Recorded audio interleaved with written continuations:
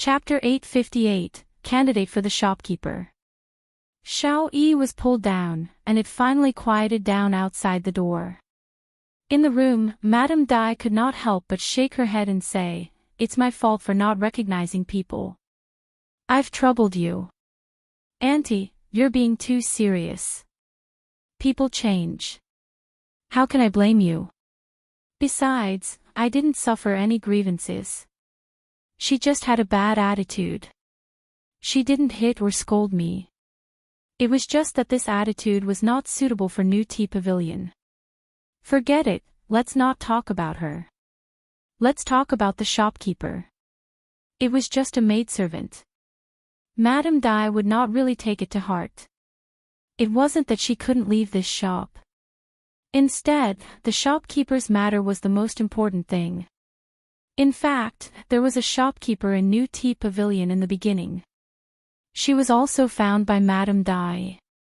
Moreover, she had been a shopkeeper in a jewelry pavilion in the past. She was also capable. Madame Dai trusted her and complied with all aspects. Logically speaking, it was not a problem to manage this milk tea shop. That person was also very confident at first, but after more than 10 days, she suddenly suggested that she was not qualified and asked Madame Dai to choose another talent. Later on, Madame Dai learned that although this shopkeeper had worked at the jewelry pavilion in the past, she also served some madams and young ladies. However, it was still very different from this milk tea shop. First of all, the madams and young ladies of the real rich families rarely went to the jewelry pavilion personally because they felt that there were too few. Instead, the shop staff had to customize for them and took the latest products from the shop to their residences. Secondly, the guests who came to the jewelry pavilion wouldn't come in batches like this. Those with insufficient status would be entertained by other waiters, and those with high status would be invited to the backyard to be received one-on-one. Thirdly, the shopkeeper's previous jewelry shop was not big, so this shopkeeper actually did not have any powerful backing. She was not confident and bowed too much to customers. This led to her being the same in the milk tea shop. She did not look as comfortable as Qiuyue and Weilan, who were maidservants from the Dai Mansion and Nie Mansion. Madame Dai could not help but sigh in her heart. She wanted to find someone who could stand up straight, but such a person had the backing of a master. It was not easy for her to poach them. It couldn't be helped. The shopkeeper of New Tea Pavilion was gone just like that. When Yundong went to the Dai residence that day, Madame Dai had told her about these problems while she was putting on makeup. Therefore, Yundong had been thinking about this shopkeeper problem for the past 2 days. However, she did not have such connections. She still had to rely on Madame Dai or Nie Shuang. "Auntie, since you're talking about the shopkeeper, do you have someone in mind?" At the mention of this, Madame Dai's face finally lit up. "There's someone. I visited a friend of mine today because of her. My friend's family is in the capital. A few days ago, a nanny came back from the capital and said that she was here to retire. In fact, she didn't want to get involved in the disputes of the capital's main family. This nanny has some ability. The young lady of that family learned the rules from her. She has really seen the world.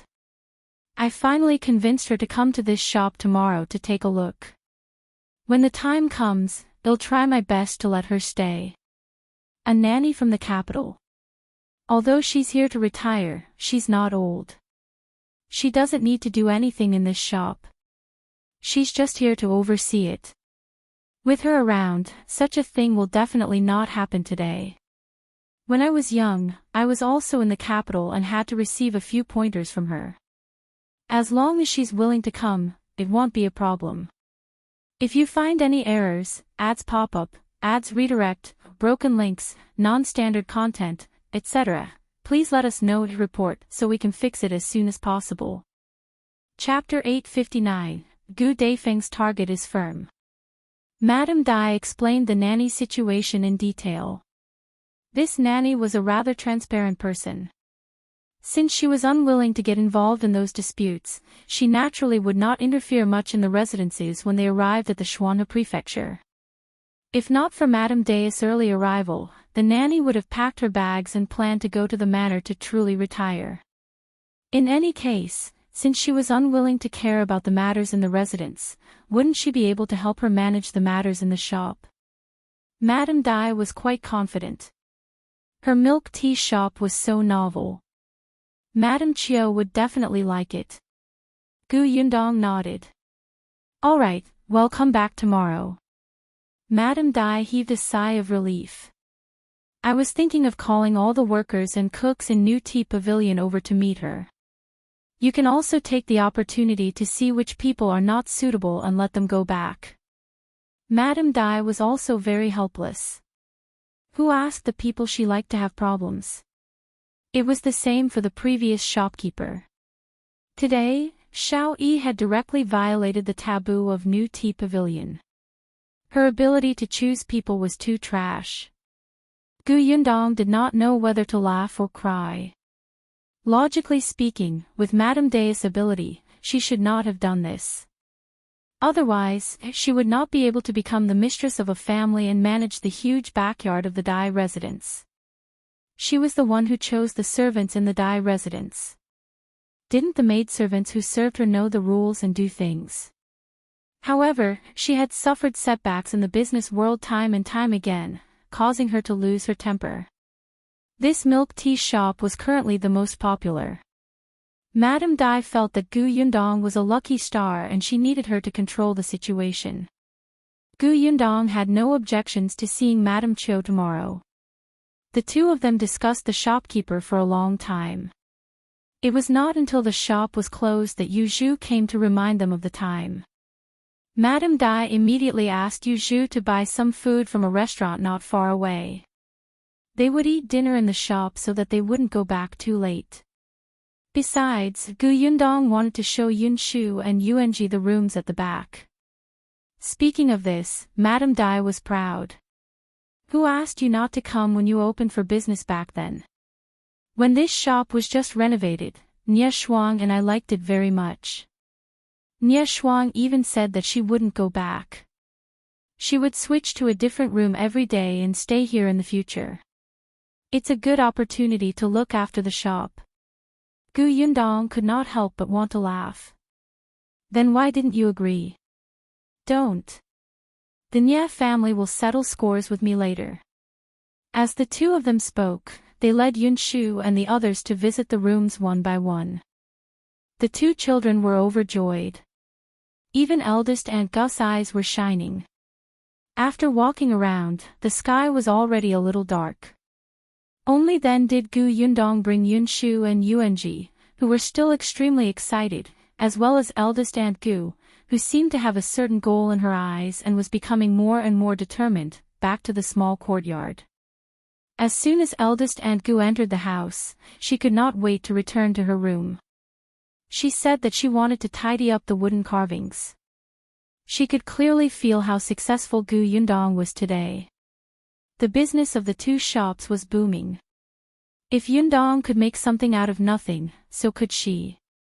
Even if she couldn't compare to Yundong, as long as she worked hard, she could also have her own shop in the future. Her life would definitely get better and better. At this moment, Gu Dafeng's goal was exceptionally firm. The next day, Yunshu and Yuanji followed Gu Dajiang to Tianhai Academy and saw the stone wall engraved with names. As Gu Dajiang was leading them, the two of them even entered the academy. After seeing this academy that had 100 years of history, they were overwhelmed with emotions the entire day. Meanwhile, Gu Yundong brought Tong Shui Tao to the milk tea shop again. If you find any errors, ads pop up, ads redirect, broken links, non-standard content, etc., please let us know to report so we can fix it as soon as possible. Chapter 860, This Person is Good. Nie Shuang was also here. She was the first to arrive and was already eating in the hole. Madame Dai went to fetch Madame Qiuyue. As soon as they entered, everyone in New Tea Pavilion was present. It was Gu Yundong's first time seeing Madame Qiuyue. How should she put it? Madame Dai was right. Madame Qiuyue was good. When she pulled a long face, even Gu Yundong felt a little uneasy. Her hands and feet were placed very properly, and she did not dare to look around. It was exactly the same feeling as when she met the dean in elementary school in her previous life. It was simply sour and refreshing. If she was standing in the crowd like this, who would dare to quarrel in New Tea Pavilion? Who would dare? Anyway, Gu Yundong did not dare. However, she stopped pulling a long face and only smiled slightly. The expression on her face instantly became approachable and kind. Even the waiter of New Tea Pavilion dared to joke with her. Most importantly, Madame Qiuyue was multi-talented. She was proficient in music, chess, calligraphy, and painting. She was omnipotent in brewing tea and making incense. Even if a noble old lady came, Madame Qiuyue could accompany her for most of the day and not bring any awkwardness. Stay. Such a person had to stay. However, Gu Yundong did not show too much enthusiasm. Madame Qiuyue was obviously very opinionated. If you were too enthusiastic, she would not be too happy. She introduced the situation of the milk tea shop as usual. Gu Yundong answered Madame Qiuyue's questions in a neither servile nor overbearing manner. After walking around, the two of them chatted the most. There were specializations in the industry.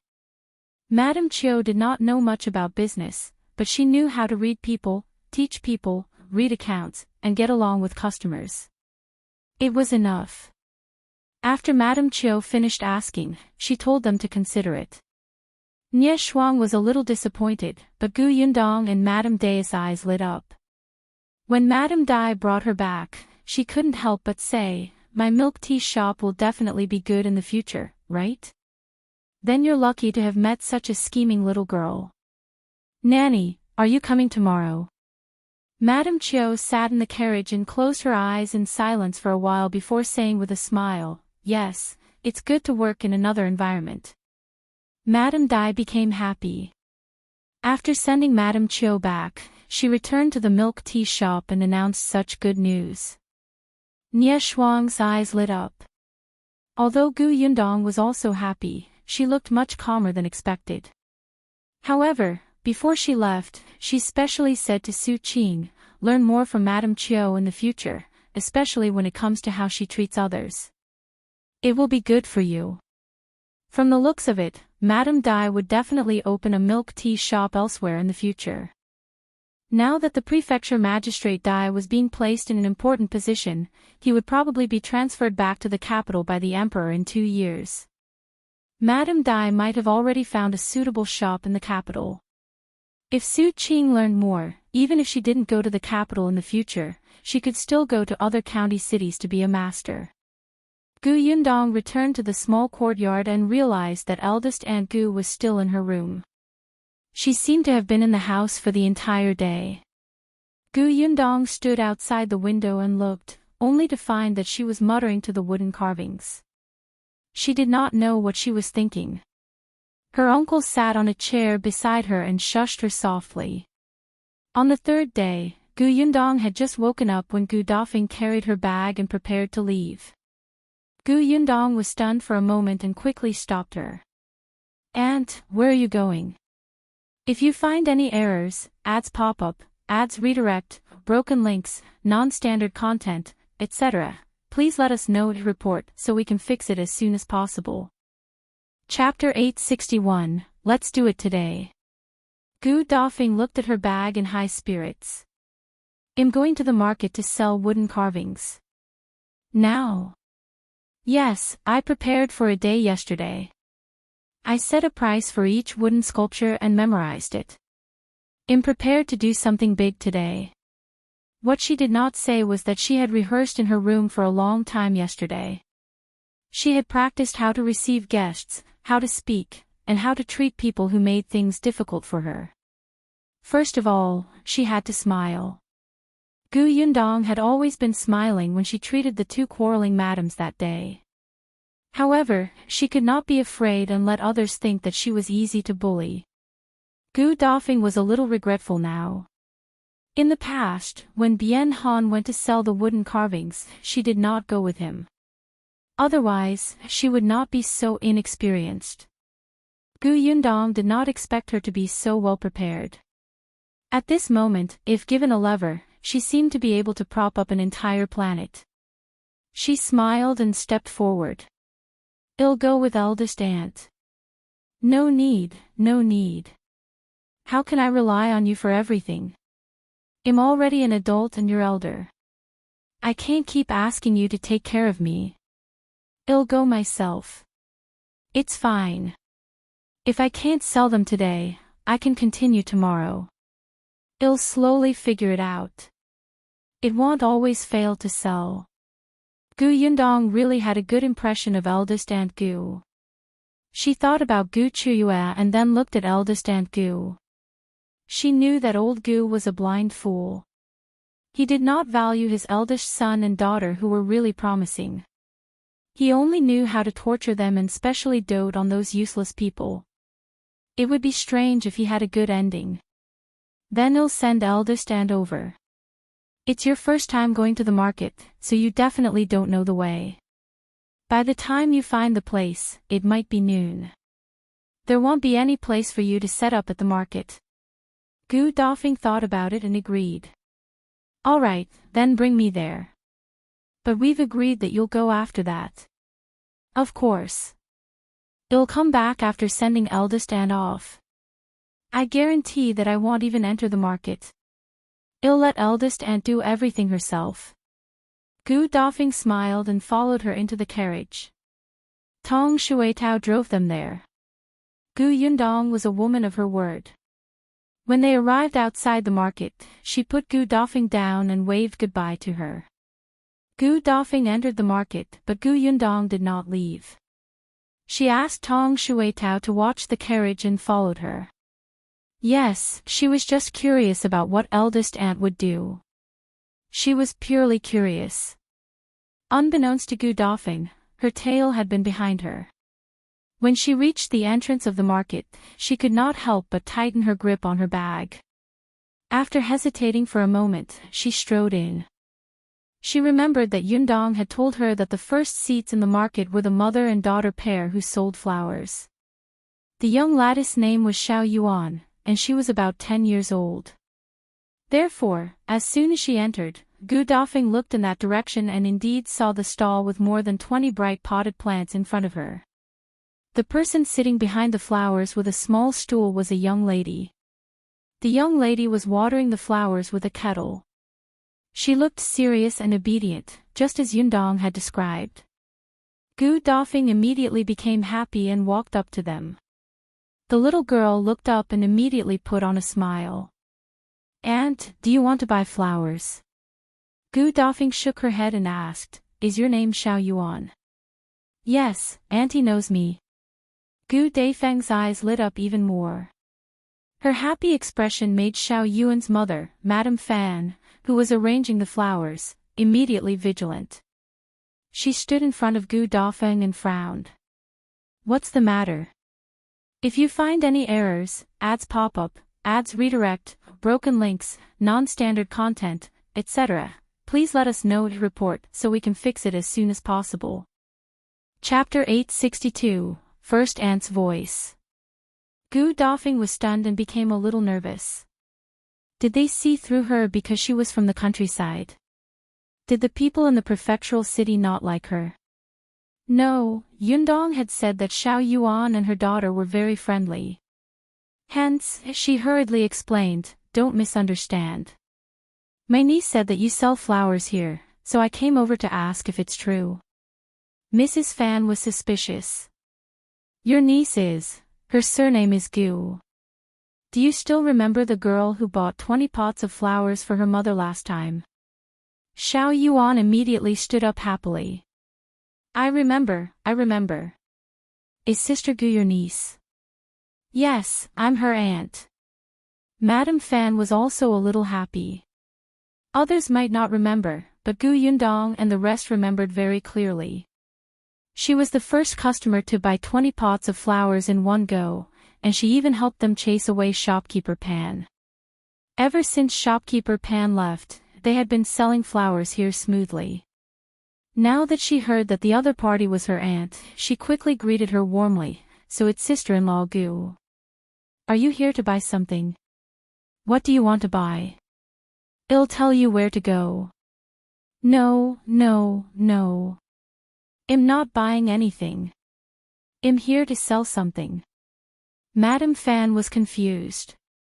Selling things. She could not help but look at the bag in her hand.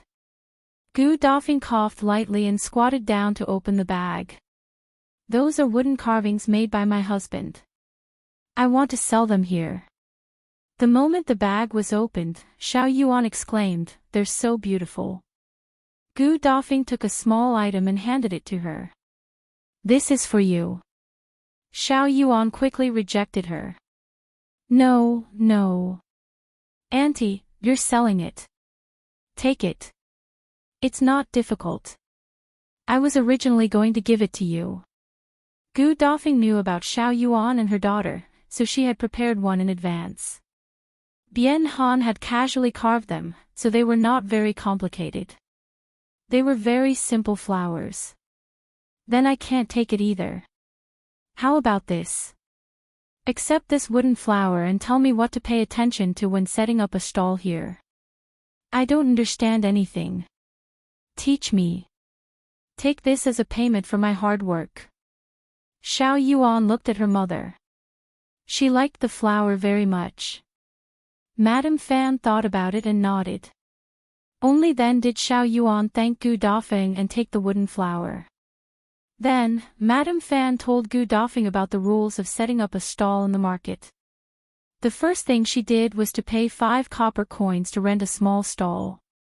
With a stall, she could buy and sell. There were also people who could not be offended. What time would the market close tonight and what time would the market open? Gu Dafeng listened carefully. Coincidentally, there was an empty space beside Qiuyue.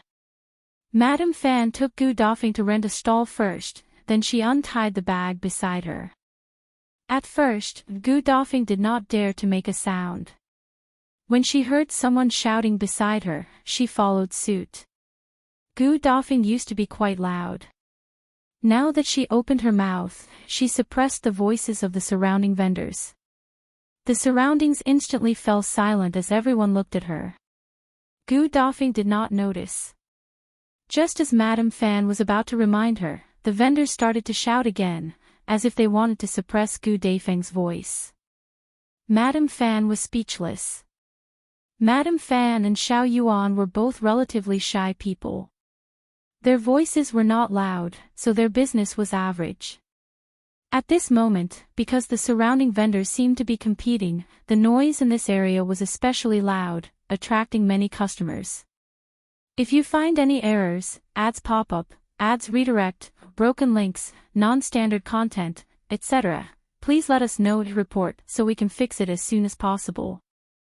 Chapter 863, Getting More Bold. Gu Yundong almost died of laughter when she saw this. Eldest aunt had pulled in this business with a good voice.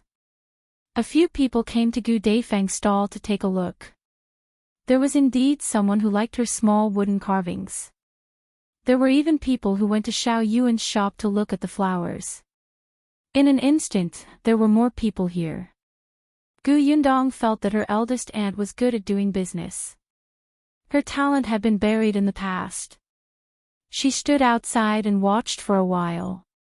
When she saw that there was no problem, she turned around and left. After getting back into the carriage, Tong Shuetao asked, "Miss, are we going back?" "Let's not go back for now. Let's go to Brother Xiao's medicine shop." "Yes." Xiao Qingyuan's pharmacy was almost done, and the person who renovated it was still Feng Danning. The decorations of new tea pavilion really advertised Feng Danning. The current Feng Danning could not leave at all to return to Yongfu village. Business came one after another and he could not handle it at all. However, when he heard that Xiao Qingyuan was going to renovate the place, he still came personally without a word. Feng Danning still remembered that it was Gu Yundong who had helped him a lot. From the Gu family's green brick house to the county's Gus, to the prefectural city's Gus, and then to the milk tea shop in the prefectural city, all these were brought to him by Gu Yundong. If she hadn't given him every chance, he would probably still be wandering around the village.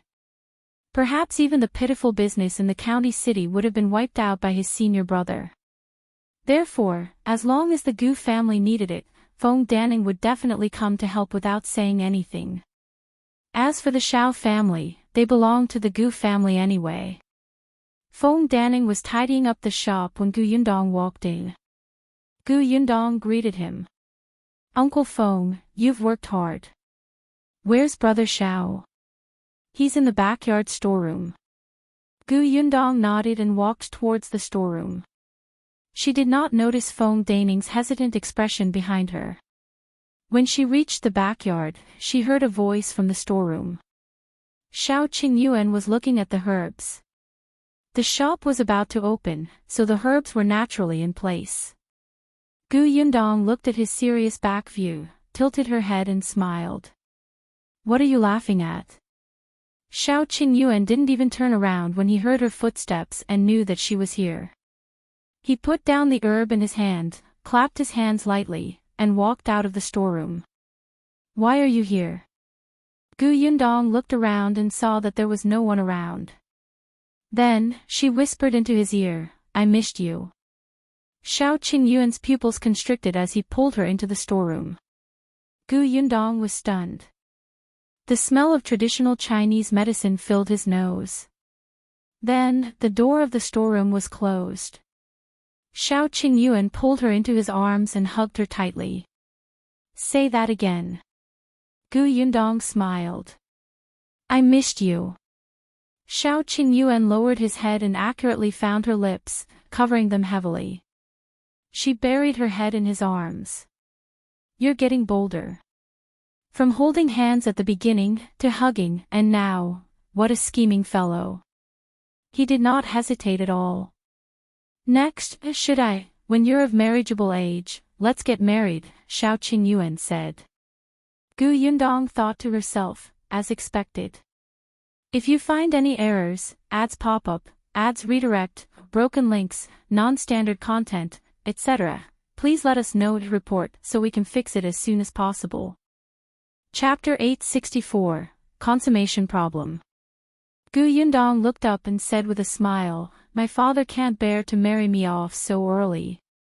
Then I can marry into your family."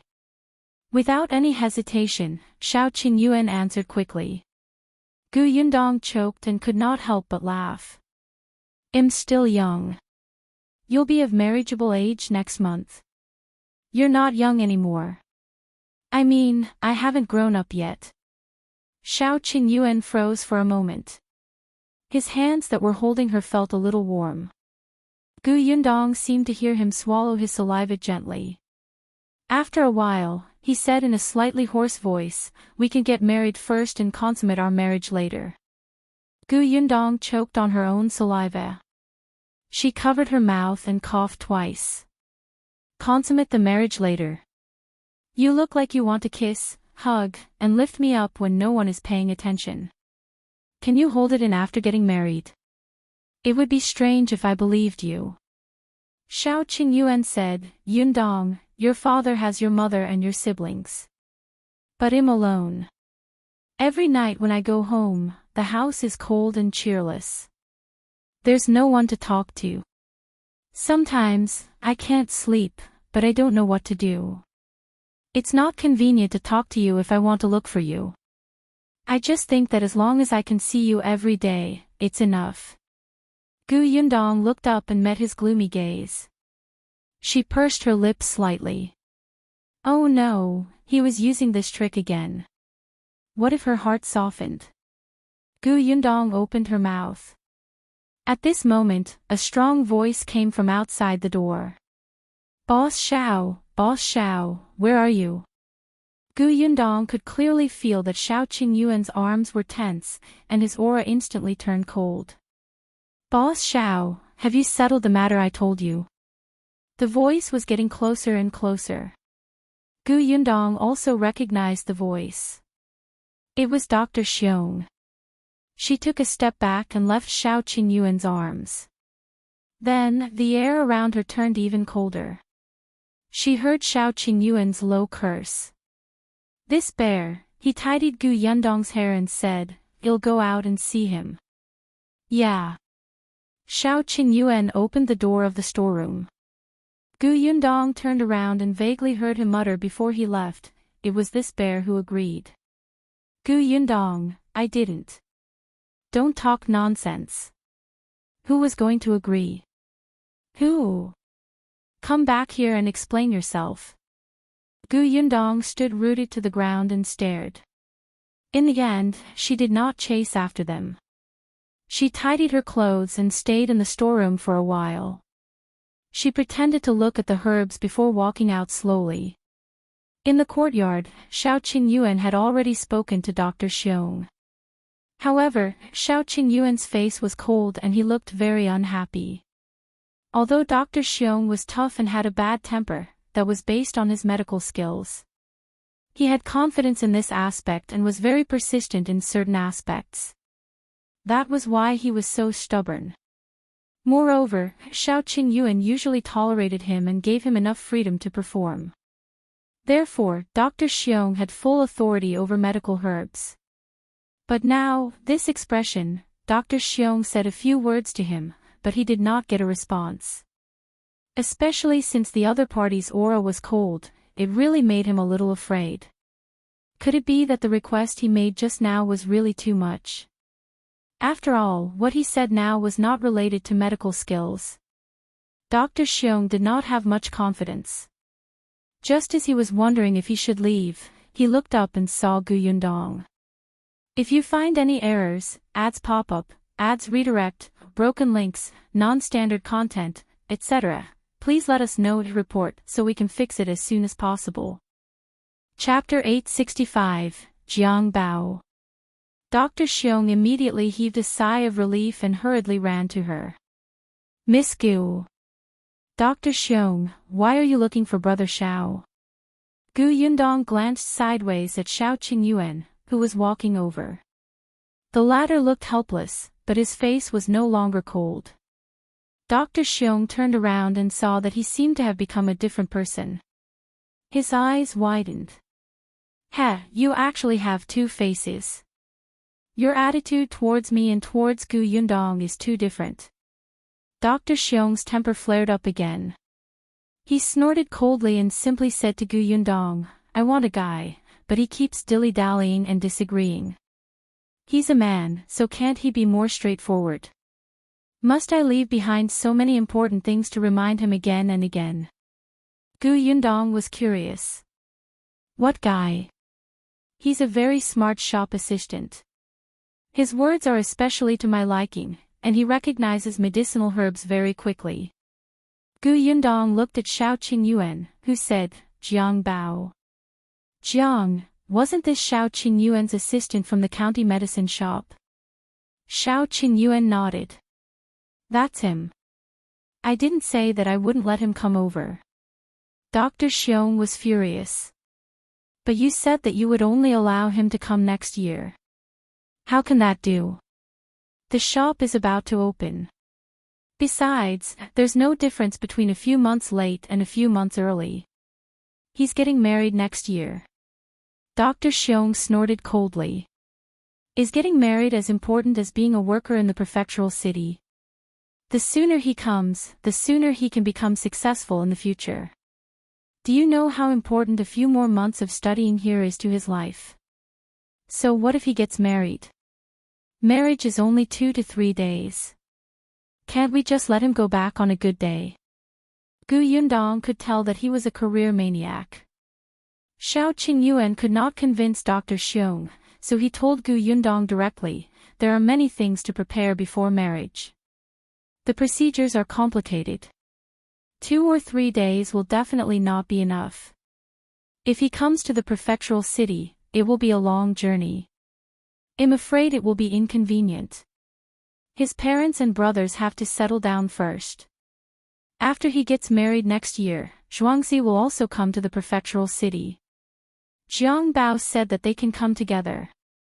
Yundong felt that this arrangement was quite good. Although work was important, marriage was even more important. Since the two families were engaged, they had to visit each other often to discuss the details. It couldn't be that Jiang Bao had come to the prefectural city alone, and his parents were the only ones in their family to do everything, right? Then in the future, when Lan Hua married over, wouldn't people gossip about her and say that she was in a hurry? She might not be valued in her husband's family. Moreover, from what Qiuyue said, Jiang Bao agreed to come over after they got married. However, it had to be said that there were indeed people fighting for this talent everywhere. She used to think that Jiang Bao was smart. The first time they met, she had a deep impression of him. Now, Dr. Xiong had taken a fancy to him. Then will Lan Hua also come to the prefectural city? Yundong had plans to send Lan Hua to New Tea Pavilion again. One Su Qing was still too few. Qiuyue didn't know about this. We'll have to wait for them to get married and decide for themselves. Nowadays, when husbands went out to earn money, wives had to stay at home to take care of their parents. However, if Jiang Bao and Lan Hua got married, he might still want to bring her out. As long as Jiang Bao was willing, he would definitely be able to convince his family. Since that was the case, Yundong would not interfere. She would wait for them to make their own decisions. If you find any errors, ads pop up, ads redirect, broken links, non-standard content, etc., please let us know to report so we can fix it as soon as possible. Chapter 866, Want Both. Dr. Xiong, who was standing at the side, was about to die of anger. How did they manage to talk about love with a living person in front of them as if he did not exist? Do you really have to wait until after the new year for Jiang Bao to come over? His voice was sharp and noisy for a moment. Finally, Qiuyue turned around to look at him. Seeing that he was a little flustered and exasperated, he said, "There are two choices. Firstly, I bring Jiang Bao over. From now on, he will be the only assistant in this pharmacy. Secondly, Jiang Bao will come back in a few months. There can be two assistants in the pharmacy, Jiang Bao and Zhou." Dr. Xiong was instantly suffocated. He wanted Jiang Bao and Zhou. Couldn't he choose both? However, looking at Qiuyue's implacable appearance, Dr. Xiong ran away. Yundong stared dumbfoundedly at his back as he ran away. After a long while, he finally could not help but laugh out loud. I didn't expect him to be so agile. Ha ha ha, he ran so quickly. Qiuyue was also very helpless. This Dr. Xiong was really, Yundong had enough of laughing before he remembered what he had just said. You let Zhou stay in the pharmacy as a shop assistant? Didn't you say that the four of them would learn martial arts and be guards in the future? Qiuyue said, Zhou recognized that medicinal herb in the manor last time. When I returned, I tested him and found that he was very interested in this aspect and was talented, so I asked for his opinion. He wants to be a shop assistant in this shop and learn more skills. This was his own choice, and Qiuyue wouldn't object. In any case, as long as Zhou didn't fall behind in martial arts, it was fine. Yundong was enlightened. No wonder Qiuyue did not plan to hire a shop assistant when he arrived at the prefectural city. He already had someone in mind. Since the prefectural city's shop has a candidate, if you want Jiang Bao and Zhou to work here, what about the pharmacy in the county? Just find another one in the county city. The shop there is small and business is average. It's enough for the shopkeeper to prescribe medicine and pick the herbs. Just find a hard-working person to help move things and clean the shop. They don't have to know about medicinal herbs. The doctor in the county's pharmacy was different from Dr. Xiong. Dr. Xiong's medical skills were good, so after arriving at the prefectural city, he looked for medical centers everywhere to compare medical skills with others. When the medicine shop opened, although he would not be like this, he would have to run out a few days a month. Therefore, Jiang Bao and Zhou, who needed to know about medicinal herbs, should be in the pharmacy. The old doctor in the county city liked to stay in his room and not go out. When a patient came, he would treat them and prescribe medicine. If there was none, he would read the medical book himself or organize the herbs. He could stay indoors for an entire day. He would find another assistant later. The old doctor also had the patience to teach him some simple pharmacology. This was what Jiang Bao learned step by step. But when it came to Jiang Bao and Lanhua's marriage, Qiuyue could not help but look at Yundong again. Now that Dr. Xiong had left, could the topic be? Just as Qiuyue was thinking, footsteps came from behind. He closed his eyes silently. Why was it so hard to talk to her alone? Next time, he might as well take her out somewhere private. Yundong. Yundong turned around and saw Feng Danning walking over. She smiled. Uncle Feng, are you done with your work? Basically. Feng Danning walked towards them. This time, Yundong could tell that Uncle Feng had something to say. If you find any errors, ads pop up, ads redirect, broken links, non-standard content, etc., please let us know to report so we can fix it as soon as possible. Chapter 867, Almighty Feng's Concerns. What's wrong, Uncle Feng? Why are you looking for me? Feng Danning smiled uncomfortably. Actually, it's nothing much. I just heard that. He glanced at Yundong. Seeing her confused look, he could not help but lower his voice. I heard that you found your aunt and uncle. Yes, I did. Feng Danning touched his head. Well, congratulations. Thank you, Uncle Feng. Yundong smiled. From the corner of his eye, he saw two people standing behind a wall not far away. He kept winking at Feng Danning. When Feng Danning saw this, he opened his mouth but did not know what to say. In the end, he simply said, then there's nothing else. I'll leave first. When the two people behind heard this, they immediately became anxious. Yundong could not help but say, Uncle Feng, you have something to tell me, right? It's fine. Tell me. We're all from Yongfu village. There's nothing to mind. Feng Danning thought for a moment, gritted his teeth, and said, I heard that your uncle also does carpentry.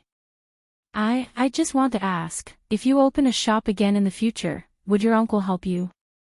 Yundong was stunned. She did not expect him to be talking about this. However, it was obvious that Feng Danning was not asking for himself, but for the two carpenters. Was he worried that she had a closer candidate and would not need them in the future? Yundong could not help but laugh. She teased, Uncle Feng, you're now a popular person in the prefectural city. Why? Are you still afraid that you won't have work to do?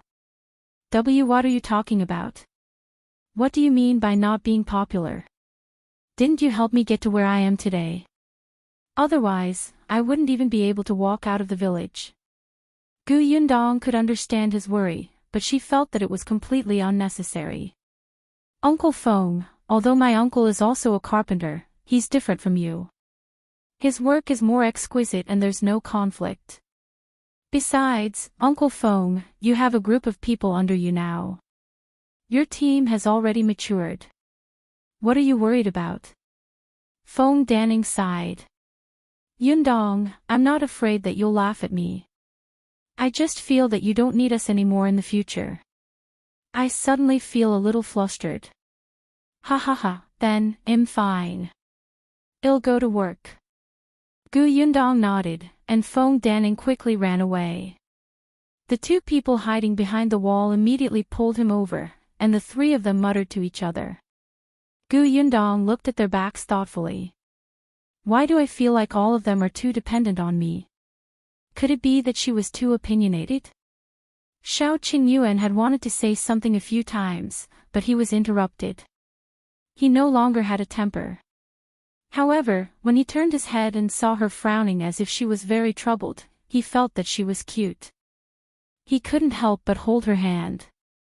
"You're very charming." Hence, he would always become someone else's backbone. Not to mention Feng Daning, even the village chief of Yongfu village, Chen Liang, could not help but come to the Gu family to discuss with her when something big happened. His Yundong would become the center of attention wherever he went, making people involuntarily approach him.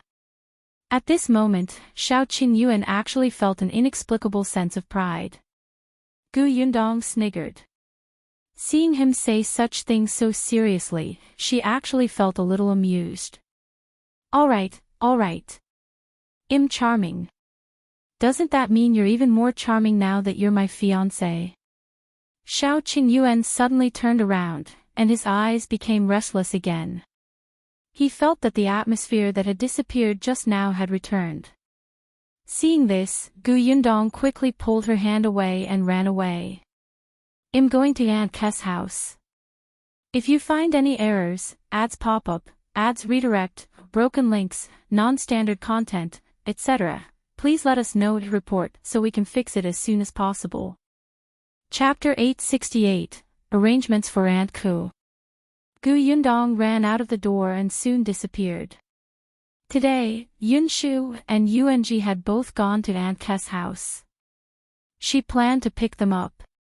When they arrived at the Ku residence, they saw Aunt Ku happily preparing delicious food for them. Aunt Ku had always been good to children, let alone Yunshu, Yunke, Yuanji, and Madame Yang. But when she saw Gu Yundong, she raised her face again, making Gu Yundong not know whether to laugh or cry. There were still some changes in Aunt Kes' house. There were a few pots of flowers in the corner of the courtyard, which seemed to be given to her by Madame Yang. There were some things for children to play with in the central room, as well as paper, ink, brush, and inkstone. Gu Yundong was silent. It was too lonely for Aunt Ku to live alone, but she refused to retire with him. Her temper was really stubborn. If Gu Yundong talked to her, she would lose her temper. Retirement. Gu Yundong suddenly thought of something.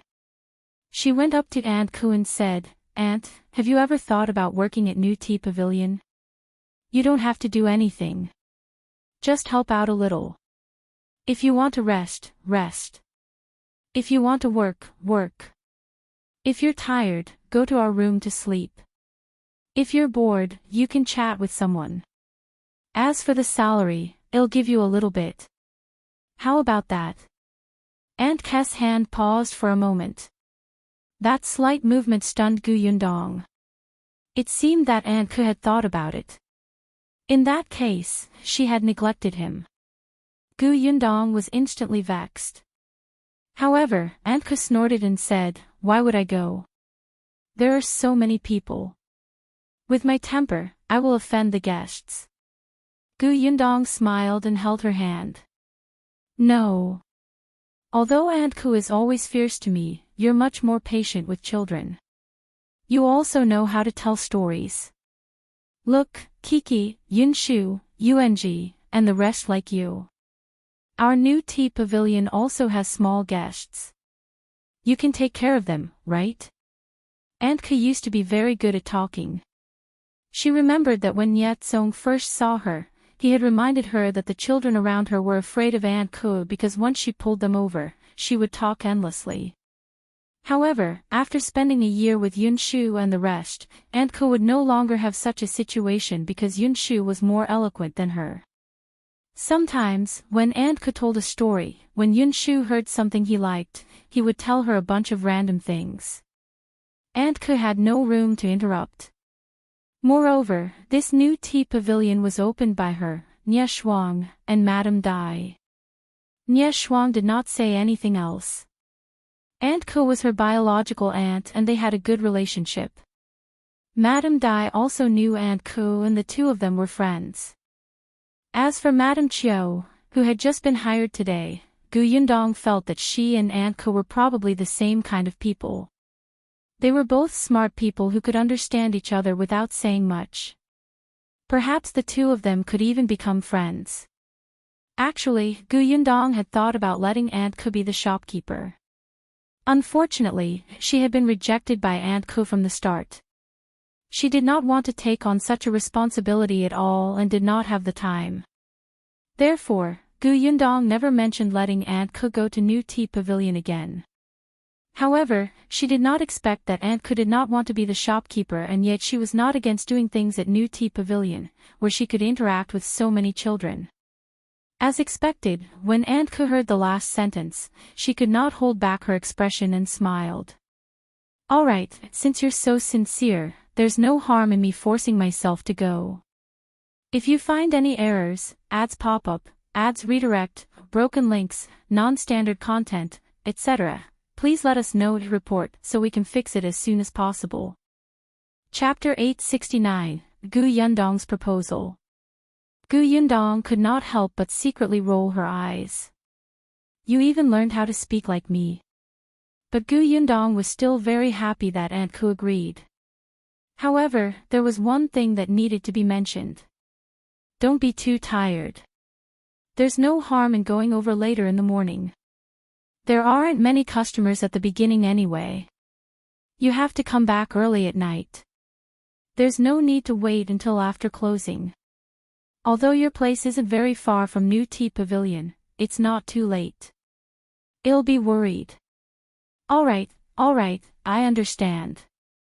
Aunt Ke pushed her away. Don't be sticky. Hurry up and ask your mother and the children to wash their hands. It's time to eat. Gu Yundong smiled and went out. After the few of them finished their lunch, she brought them home. Only Bian Han and the Lu family were left at home. Gu Dajiang had brought Yunshu and Yuanji back to Tianhai Academy yesterday and happened to meet Master Xia. Today, Master Xia had called him to the academy to help copy books, so he was not around. Bian Han sat by the window and was carving with a piece of wood in his hand. He was very focused. Hearing the voice at the door, he looked up and welcomed his son who ran in. He asked him what had happened when he went out today. Bian Yuanji had told him in detail that ever since he reunited with his parents, he had become especially coquettish and cheerful. Gu Yundong looked at Bian Han and thought of what Feng Danning had said today. Eldest uncle was indeed more focused on the exquisite work of carving. He could also do some tables and stools. However, he was not used to following the construction team and renovating the shop. Gu Yundong did not think that it was a big deal. It was already very impressive if one's certain skills were superb. He did not have to worry about food and clothes. In the past, when she was in her hometown, there were not many people who hired her uncle to work, so his skills did not improve much. But in recent days, Gu Yundong had seen the wooden carvings and found that they were much more exquisite and complicated.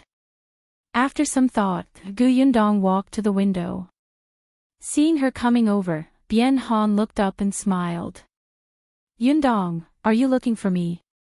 Yes, Gu Yundong looked at the few small things he had carved today and said, Uncle, have you ever thought of making a set of wooden carvings? A set of wooden carvings. Bian Han did not seem to understand. Gu Yundong said, for example, you can sculpt 12 zodiac signs, calligraphy, and any objects. Then, you can mark these wooden carvings to show that you sculpted them. Some people will have obsessive-compulsive disorder. They might buy other zodiac signs because they like one of them. Some people like to collect such sets. Do you think this is okay? Yuanzi's eyes lit up when he heard that. That's right. You can even sculpt plums, orchids, bamboos, and chrysanthemums. Scholars will definitely like it. The more Bian Han listened, the more excited he became. That's right, why didn't he think of it? In the past, he always carved anything he thought of. Now that she heard Yundong's words, she suddenly felt enlightened. You're right. I'll start carving the 12 zodiacs now. Yunshu was in a hurry. Father, I'll help you write. Yundong saw that the father and son were immediately busy. She smiled and left. Bien Han and Yunshu were so busy that they forgot the time. They only realized it when the sky gradually darkened. Eldest Aunt Gu was not back yet. Bien Han immediately became anxious. Yunshu, go out and take a look. Why isn't your mother back yet? Yunshu put down his brush and was about to leave when the door to the courtyard opened. If you find any errors, ads pop up, ads redirect, broken links, non-standard content, etc., please let us know to report so we can fix it as soon as possible. Chapter 870, Making Money, Making Money. Bien Yunshu looked up and saw his mother walking in with a flushed face. She was carrying a bag in her left hand and a basket in her right. No one knew what was inside. His face lit up and he quickly ran over. Mother, you're finally back. Dafeng's smile widened. She patted her son's head forcefully and said to Dajiang and Yundong, who had also walked out, Brother, Yundong, here. This is meat. Cook this for dinner. Dajiang stopped in his tracks and frowned slightly. What happened to your throat? Dafeng coughed lightly.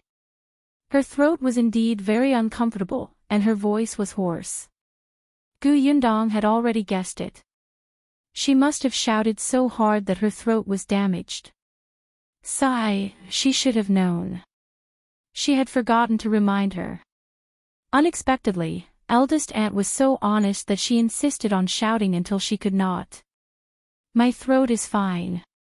I'll just drink more hot water. Dafeng waved her hand indifferently. She was full of energy now. What was a throat? She didn't even know. Yundong walked forward and took the basket from Dafeng's hand. She removed the cloth covering it and realized that other than a piece of meat, there was also a pot of flowers. It must have been given to her by Xiao Yuan and her daughter. This meat should weigh 2 caddies, right? Aunt, is your business good today? Dafeng chuckled. Seeing that Bien Han had already been carried out by Lu Xing, she mysteriously walked to the central room and took off the bag on her back. Let me tell you, my business is especially good today. I've sold more than half of the wooden carvings. As she spoke, she opened the bag and everybody saw that there were only a few wooden carvings left inside. They looked quite small. Immediately after, Dafeng searched around her body and took out a cloth bag. Then, she opened the cloth bag and took out a money bag. The money bag was quite heavy. With a light knock, it clanged. One could tell that it was filled with copper coins. Dafeng opened the cloth bag excitedly and poured out the copper coins inside. With a clatter, copper coins covered most of the table. A few children at the side exclaimed, "Wow, so much money." Dafeng said proudly, "I earned 700 copper coins today. There are so many people in the prefectural city. When I sat in the market and shouted, many people came over. Moreover, they're all quite rich. Other than a few people who bargained a few times, the others bought what they liked." She looked very emotional. It's just that the vendors beside us are working too hard. Their voices are really loud. It's not easy for everyone to live. Yundong was speechless. Eldest aunt, don't do this tomorrow. Someone would say that she treated the flower and bird market as a vegetable market. However, the others agreed with Dafeng. The children had already started counting the copper coins. Only Dajiang frowned. They're loud, but you're shouting too.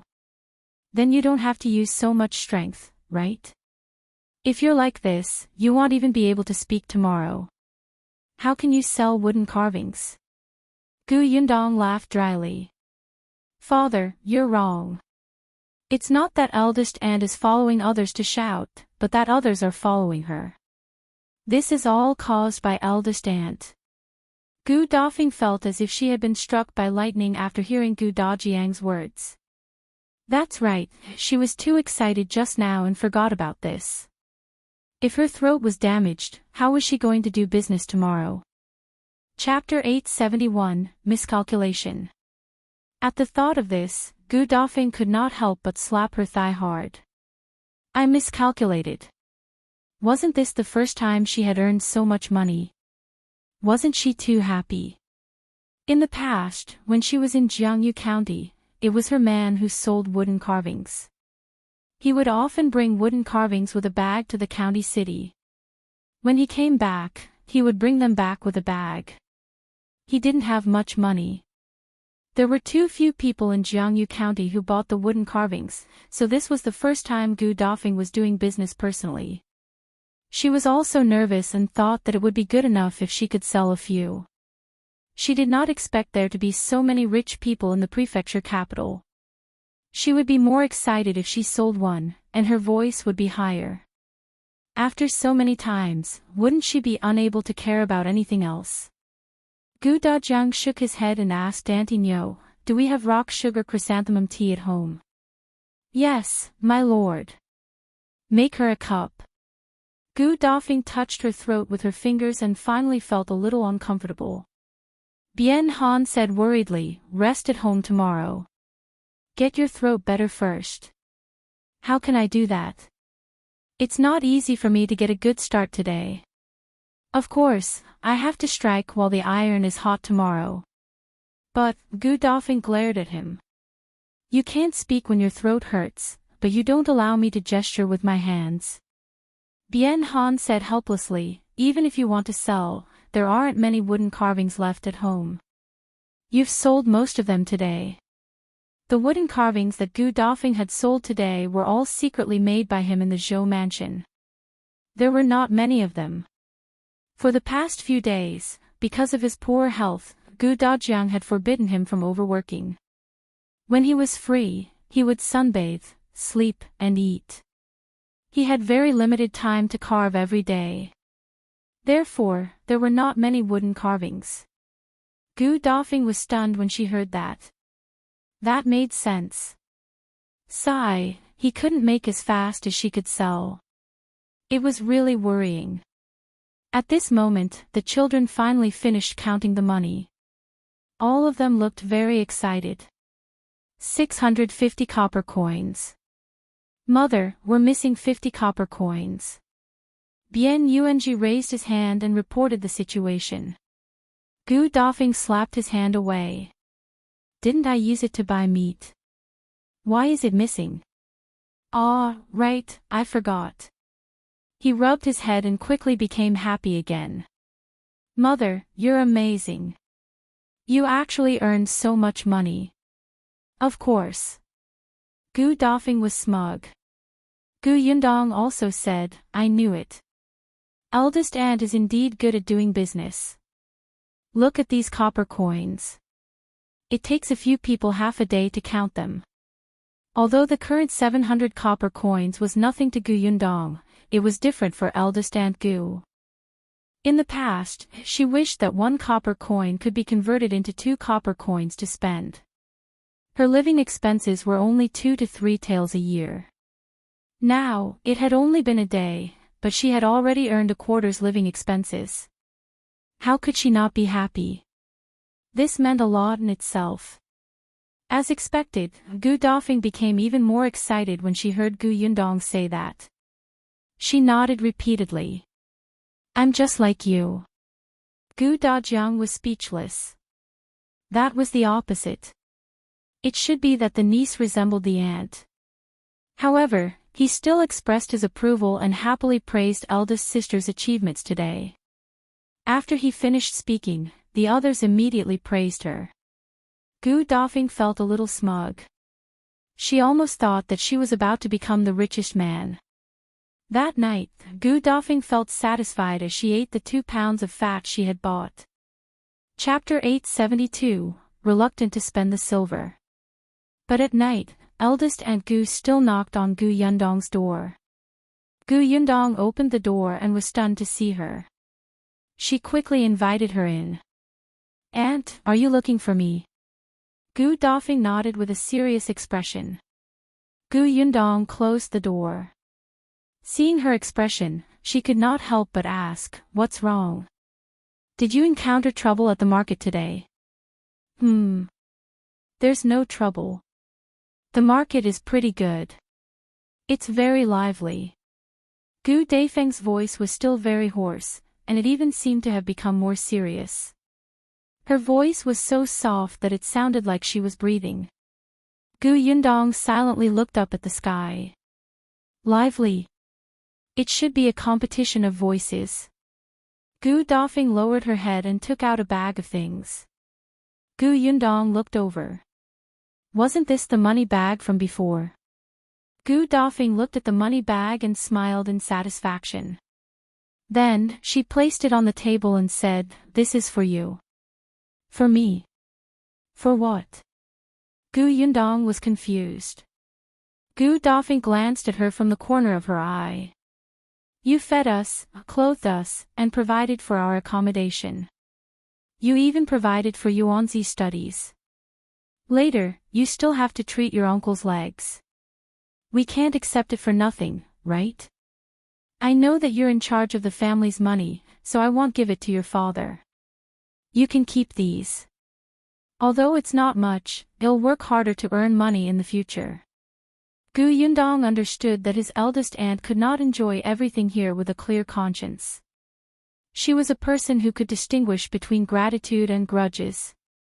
This could be seen from the first thing she did after she recovered. She was in a hurry to go to the market to sell wooden carvings. Gu Yundong also knew that they had a good relationship with eldest aunt, and eldest aunt and father had relied on each other since they were young. However, at the end of the day, they were already two families. They could help eldest aunt overcome her difficulties, but they could not help them for the rest of their lives. Thus, Gu Yundong did not stop eldest uncle from continuing to carve. He did not stop eldest aunt from going to the market to sell wooden carvings. Sooner or later, they would have to live on their own. But not now. Gu Yundong picked up the money bag and placed it back in Gu Dafeng's arms. Eldest aunt, I know what you're thinking. But you should take this money back yourself.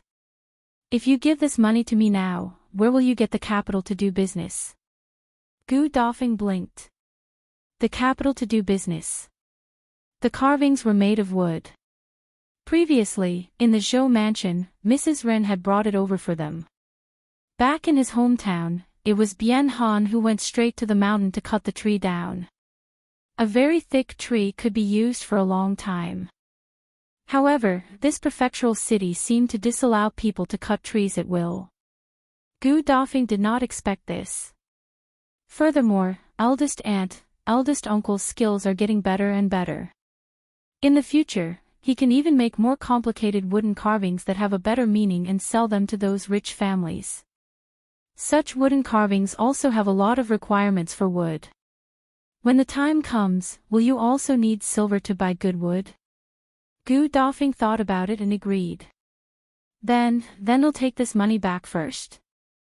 Yes, you should take it back. Gu Yundong nodded with certainty. When eldest aunt earns a lot of money in the future, I won't hide even if you throw silver at me. Pfft. What nonsense are you talking about? I can't bear to throw money at you. Gu Yundong asked, Eldest aunt, are you reluctant to part with me, or are you reluctant to part with the silver? Of course I can't bear to part with the money. Look at how thick-skinned you are. What's the use of throwing it at you? Eldest aunt Gu was a straightforward person. Since Gu Yundong had said so, she did not insist on giving it to him. She immediately took the money bag and stood up. Alright, I won't give it to you first. I'll buy a few caddies of meat later. If you find any errors, ads pop up, ads redirect, broken links, non-standard content, etc., please let us know and report so we can fix it as soon as possible.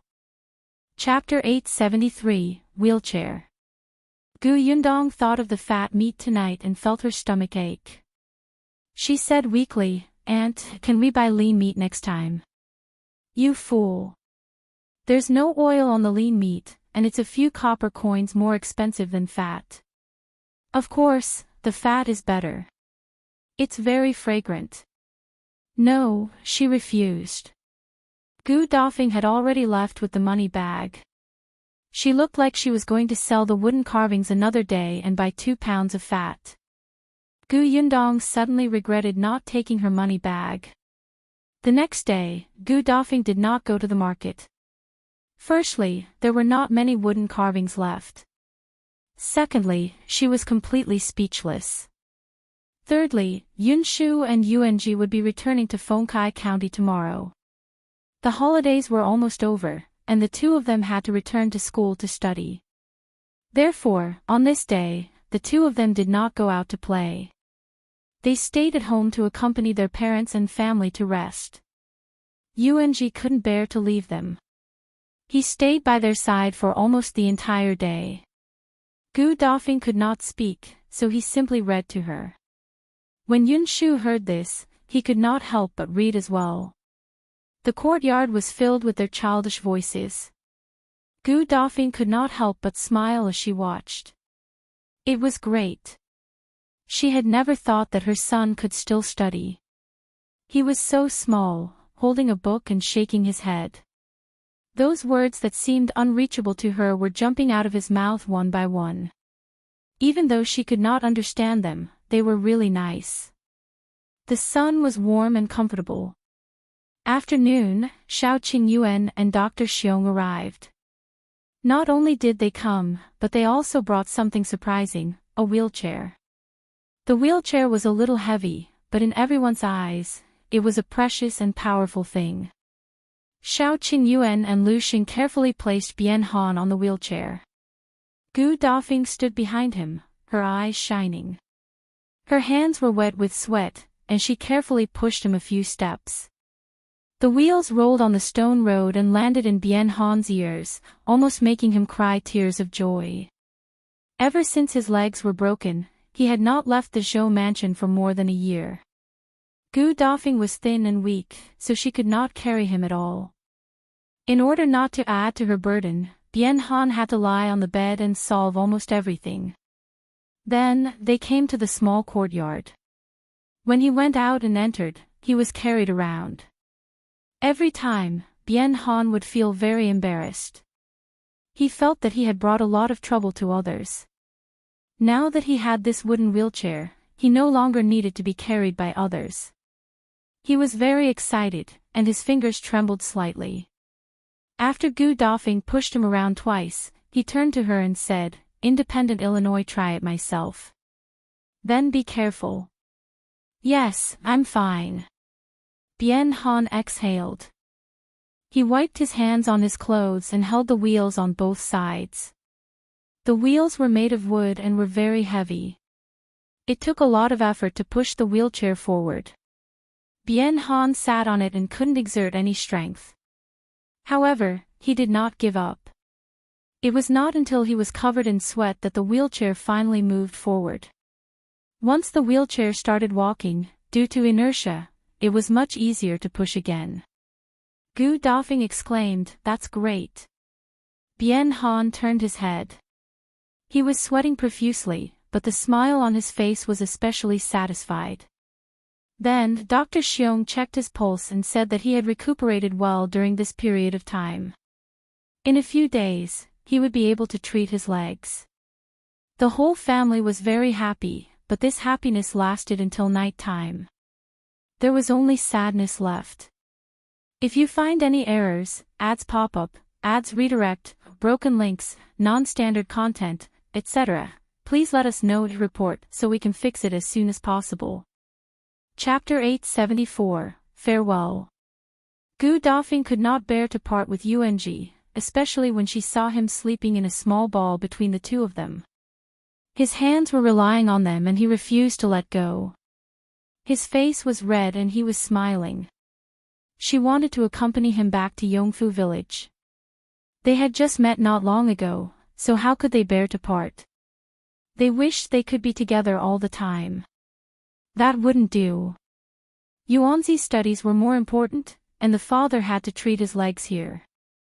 She also had to sell wooden carvings to earn money. She couldn't leave. There were many customers in the prefectural city, so there was no need to worry about sales. There was probably no business in the county city. On the other hand, Bien Han looked at her and then at his son. After a long time, he said, "Why don't you accompany Yuanji back to Yongfu village?" Gu Dafeng was surprised. "You, too, visit Mulan." Bien Mulan's grave was now in Yongfu village. Speaking of their daughter, the two of them fell silent again. Their hearts ached. Their young daughter was only 20 years old and had never enjoyed happiness in her life. Why did she? Gu Dafeng's eyes were filled with tears again, and her nose was blocked. She reached out and wiped her eyes fiercely. In a hoarse voice, she said, "All right, I'll go back. I'll go see her and tell her that we're all fine. Tell her not to worry. Leave in peace. In our next life, she'll still be our daughter. Well, dote on her." Bien Han also said in a muffled voice, "I'll treat your leg when you come back. Then remember to eat well. That wheelchair is too heavy. Don't force yourself. Don't fall and hurt yourself again. You have to treat your legs as soon as possible and go back to Yongfu village to see Mulan. Take care of yourself too. Don't take care of Yuanji." Okay. Even though they had only been apart for a few days, the two of them still talked for a long time. The next day, Yuanji realized that when his mother was packing for him, she had also packed her own things. They would only be back for a few days. There was no need to bring too many things. Gu Dafeng, on the other hand, brought a few wooden carvings with her, intending to burn them for Bien Mulan. The carriage was already waiting at the entrance of the courtyard early in the morning. This time, Shao Qingyuan would personally bring Yunshu and Yuanji back. He also had to return to the county city. Firstly, he wanted to ask Qin Wenzheng about the Tao family situation, and secondly, he wanted to go back and collect herbs. After Shao Qingyuan opened the pharmacy, he contacted a few herb farmers to buy some of the herbs in their hands. Everyone was happy to sell them to him for a fair price. The Gu family was very relieved to leave Yunshu and Yuanji to him. However, she did not expect Gu Dafeng to say that she wanted to go back. After hearing her reason, Gu Yundong nodded slightly. "All right. Yuanji knows my cousin's location, but the mountain path is difficult to walk on. I'll get brother Shao to send you there." Shao Qingyuan nodded. "Don't worry. Leave eldest aunt to me." Bien Han also wanted to go back, but his legs were not suitable for long journeys. If the carriage was too bumpy, his legs, which he had painstakingly recovered, would probably become even worse. Dr. Xiong suggested that he stay at home for the next few days and massage his thighs more. At this moment, he was sitting in a wheelchair as Gu Dajiang pushed him to the door. He watched as his wife and children got into the carriage and slowly left for the alley. After a while, when the carriage had completely disappeared, Gu Yundong said, "Let's go back to the house. It's cold outside. Don't catch a cold." Bien Han reluctantly retracted his gaze and the group entered the house. No one saw that Gu Yundong, whose back was facing them, had a scorching light in her eyes. With Yunshu and the others gone, it was time to settle some scores. For example, concubine Gu of the Zhou mansion. If you find any errors, ads pop up, ads redirect, broken links, non-standard content, etc., please let us know to report so we can fix it as soon as possible. Chapter 875, Settling the Scores. After sending Shao Qingyuan's carriage off, Gu Yundong asked Tong Shuitao to set up a carriage after lunch and told Gu Dajiang that he wanted to take a look at the shop. But when the carriage turned out of the alley, Gu Yundong suddenly instructed Tong Shuitao, "Go to the Zhou residence." "All right." Tong Shuitao paused for a moment, then immediately understood what young Miss wanted to do. After all, she had been with young Miss for so long. Tong Shuetao had been waiting for a few days, hoping that Miss would teach Qiuyue a lesson. This person was really heartless. She had done all kinds of bad things and did not show any mercy to her own family. She deserved retribution. However, Miss didn't make a move. Tong Shuetao thought that Miss had given up. So she was planning to wait for young master and the others to leave before taking action. She sped up the carriage. Miss, are we going to the Zhou mansion to tell old Master Zhou directly? No. Why? Mr. Zhou is afraid of you. If he knows that concubine Gu is your enemy, he will definitely want to teach her a lesson, just like the young master of the Ping family in the county. He will do you a favor. Gu Yundong leaned against the carriage window and could not help but laugh. Give her face. How was Peng Zhongfei giving her face? He was giving face to the non-existent god that she had mentioned. Besides, Peng Zhongfei had been set up by Gu Xiener and hated her. Madame Yao and concubine Xia had secretly tried to sow discord, so Gu Xiener had no chance to make a comeback. However, Zhou Dafu was different. He liked Gu Qiuyue. Gu Yundong did not know what was wrong with his taste. Anyway, from the fact that he had yet to give up on her, it could be seen that Zhou Dafu liked Gu Qiuyue. Speaking of which, why did the descendants of old Gu and Madame Zhao like to be concubines so much? Could this be genetic inheritance? From the looks of it, uncle's genes had mutated. Zhou Dafu is afraid of me, but he also hates me. If he finds out about my relationship with Gu Qiuyue, he might make a big fuss out of it. We might even help Gu Qiuyue and let the two of them deal with me together. When Tong Shuetao heard this, it seemed to make sense. Then what should we do? Capture Gu Qiuyue and cripple her. Gu Yundong's mouth twitched. Peach, we're civilized people. Don't fight and kill for no reason. You're only in front of me. If you say this outside, others might think that I'm cruel. Could it be that this was not the truth? The carriage will stop at the tea house diagonally opposite the Zhou residence. Go and find out if Zhou Dafu is at home. I'll wait for you at the tea house. As soon as she finished speaking, Tong Shuetao, who was outside, suddenly pulled the reins. Phew, Gu Yundong looked out of the window. It was not there. Miss, Tong Shuetao said, I don't need to ask around. Zhou Dafu is there. Gu Yundong changed the window and looked out. Indeed, she saw Zhou Dafu and Steward Zhou standing not far away outside the back door of a family mansion, arguing with the gatekeeper. Gu Yundong looked up. Oh, isn't this the Dai residence? She frowned slightly and said to Tong Shuetao, drive the carriage forward and see what they're talking about. Don't be discovered.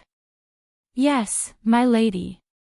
Tong Shuetao pretended to walk forward as if nothing had happened. When she reached the corner, she stopped. Gu Yundong got down from the carriage and squinted at Zhou Dafu, who was not far away. If you find any errors, ads pop up, ads redirect, broken links, non-standard content, etc., please let us know to report so we can fix it as soon as possible. Chapter 876, Dafu Zhou tricked Dai Wenhuo. Zhou Dafu was pacing back and forth outside with a frown, looking very frustrated. Steward Zhou kept a smile on his face as he said to the gatekeeper, little brother, help me. Our master really knows your young master. If you inform him, your young master will definitely remember. As he spoke, he stuffed a silver ingot into his hand. The gatekeeper hurriedly retracted his hand and said impatiently, go, go, go. Are you bluffing me? If you really know him, you can just ask your master to write an invitation for our young master and enter through the main door. Do you have to make things difficult for me here? Alright, leave quickly. Don't waste my time here. Let's go. As the gatekeeper spoke, he pushed Steward Zhou out. Hey, why are you still doing it? Let me tell you, I'm really not lying to you. Why don't you go and look for Bien Han? He's the servant your young master bought a few days ago. He knows our old master. Steward Zhou could only take a step back and mention Bien Han's name, although he felt that it was not very useful. Steward Zhou was also worried. Of course, his master had sent a post, but every time he received a response, it was that young Master Dai was very busy. Young Master Dai was not around, and young Master Dai did not know him. The gatekeeper in front of them already knew them, so they could only come here to try their luck. In any case, Zhou Dafu felt that the servants had not told young Master Dai about him at all. Otherwise, why would young Master Dai not see him? It did not make sense. However, the truth was that he could not enter the Dai residence at all, let alone see young Master Dai. When Yundong saw this, he lowered his eyes and fell into deep thought. It seemed that because Dai Wenhuo had bought her aunt and uncle, Zhou Dafu had indeed climbed up the ladder and started to build a relationship with him. In the end, she was the one who caused this trouble for Dai Wenhuo. Should she cut off Zhou Dafu's hope? However, just as she thought about this, someone suddenly walked out of the door in a hurry. At first, this person didn't notice Zhou Dafu and his wife outside, so he didn't manage to avoid them in time and was seen by Zhou Dafu. Zhou Dafu's eyes immediately lit up, and he suddenly rushed forward. His speed was as fast as a rabbit, and it was completely disproportionate to his fat body. Guard Dai. Dai Zhong subconsciously dodged to avoid being hit by Zhou Dafu. When he took a closer look, his expression immediately twisted. How unlucky. How did she bump into him? Zhou Dafu heaved a sigh of relief and took 2 steps forward to block Dai Zhong. Guard Dai, I've finally seen you. Hurry up and tell that gatekeeper if young Master Dai knows me. I've given young Master Dai 2 servants last time. Hey, old Master Zhou, please be careful with your words. Dai Zhong stretched out his hand and hurriedly interrupted him. He said with a serious expression, what do you mean by giving our young master 2 servants? Those 2 people were bought by our young master. Old Master Zhou hasn't forgotten that the contract was written in black and white, right? Our young master still has that contract. Moreover, old Master Zhou's price wasn't low.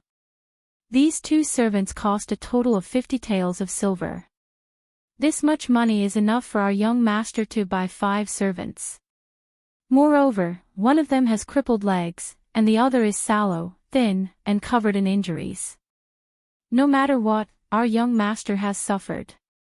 In that case, it's old Master Zhou who tricked our young master. Tricked young Master Dai. How did it become a trick? Dai Zhong nodded and said very seriously, isn't that so? Our young master has never suffered such a huge loss. Old Master Zhou, you have good methods.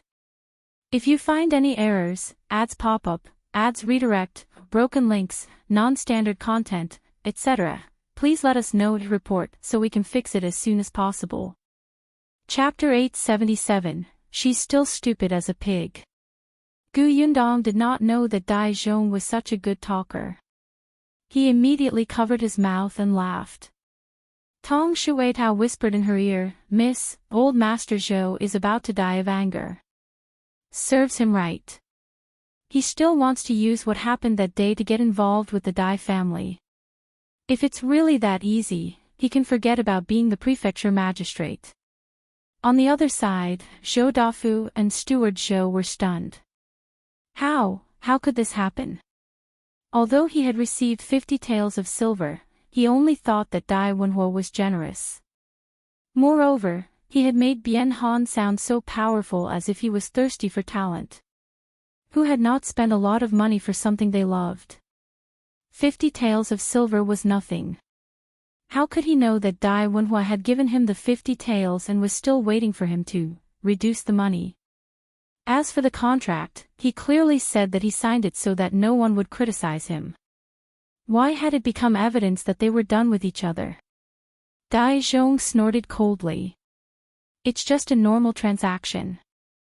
I hope old Master Zhou doesn't think too much. With that, he turned around and left. The gatekeeper had also heard the gist of it. Since Guardian Dai Zhong had said so, he was certain that the two of them had nothing to do with the young master. Therefore, he turned around and closed the door with a bang. Zhou Dafu looked at the closed door in a daze and finally gave up on his fantasies. Dai Wenhuo really didn't like him. His face instantly turned ferocious. He raised his leg and kicked the wall beside him. Steward Zhou turned pale with fright and hurriedly pulled Zhou Dafu back a few steps. Master, you must calm down. If this wall is broken, the prefecture magistrate will probably blame us later. We don't have a backer in the Xuanhe prefecture. Zhou Dafu's face was ashen as he panted heavily. Dai Wenhuo, how dare he scheme against me? Steward Zhou almost covered his mouth again. When he heard that, he immediately pulled Zhou Dafu to the side. Master, actually, I think that perhaps this can't be completely blamed on young Master Dai. I think that it might be that the Bien couple who spoke ill of our residence in front of young Master Dai. The two of them suffered in the Zhou residence, so they have to take revenge. The best way is to make young Master Dai have a problem with you. Zhou Dafu frowned and felt that it made sense. Then he remembered that it was concubine Gu who caused Bien Han to hate the Zhou mansion. He gnashed his teeth. Gu Qiuyue is such a bitch. If she had treated her sister and brother-in-law better, we could have made use of this relationship to bond with Master Dai. But she is as stupid as a pig. Steward Zhou was speechless. He suddenly slapped his mouth. Who told you to speak so quickly and mention something you shouldn't have? He quickly changed the topic and said, Master, what should we do now? What else can we do? Go back. Zhou Dafu turned around and walked back angrily. Gu Yundong came out from the corner. Let's go and follow them. Yes, my lady. The carriage was too big of a target, so Tong Shuitao knocked on the back door of the Dai residence and asked the gatekeeper to help look after the carriage. The gatekeeper knew Gu Yundong and immediately agreed. Gu Yundong and Zhou Dafu followed. Initially, they thought that Zhou Dafu would return to the residence directly. They did not know what Steward Zhou had said, but when they reached the entrance of the tea house that Gu Yundong had gone to, the two of them suddenly turned around and entered. Gu Yundong looked up. After hesitating for a moment, she lowered her head slightly and went upstairs. If you find any errors, ads pop up, ads redirect, broken links, non-standard content, etc., please let us know to report so we can fix it as soon as possible. Chapter 878, Strange Steward Zhou. Zhou Dafu's seat was in the corner. Gu Yundong chose a seat where she could see them, but it was not easy for them to see her.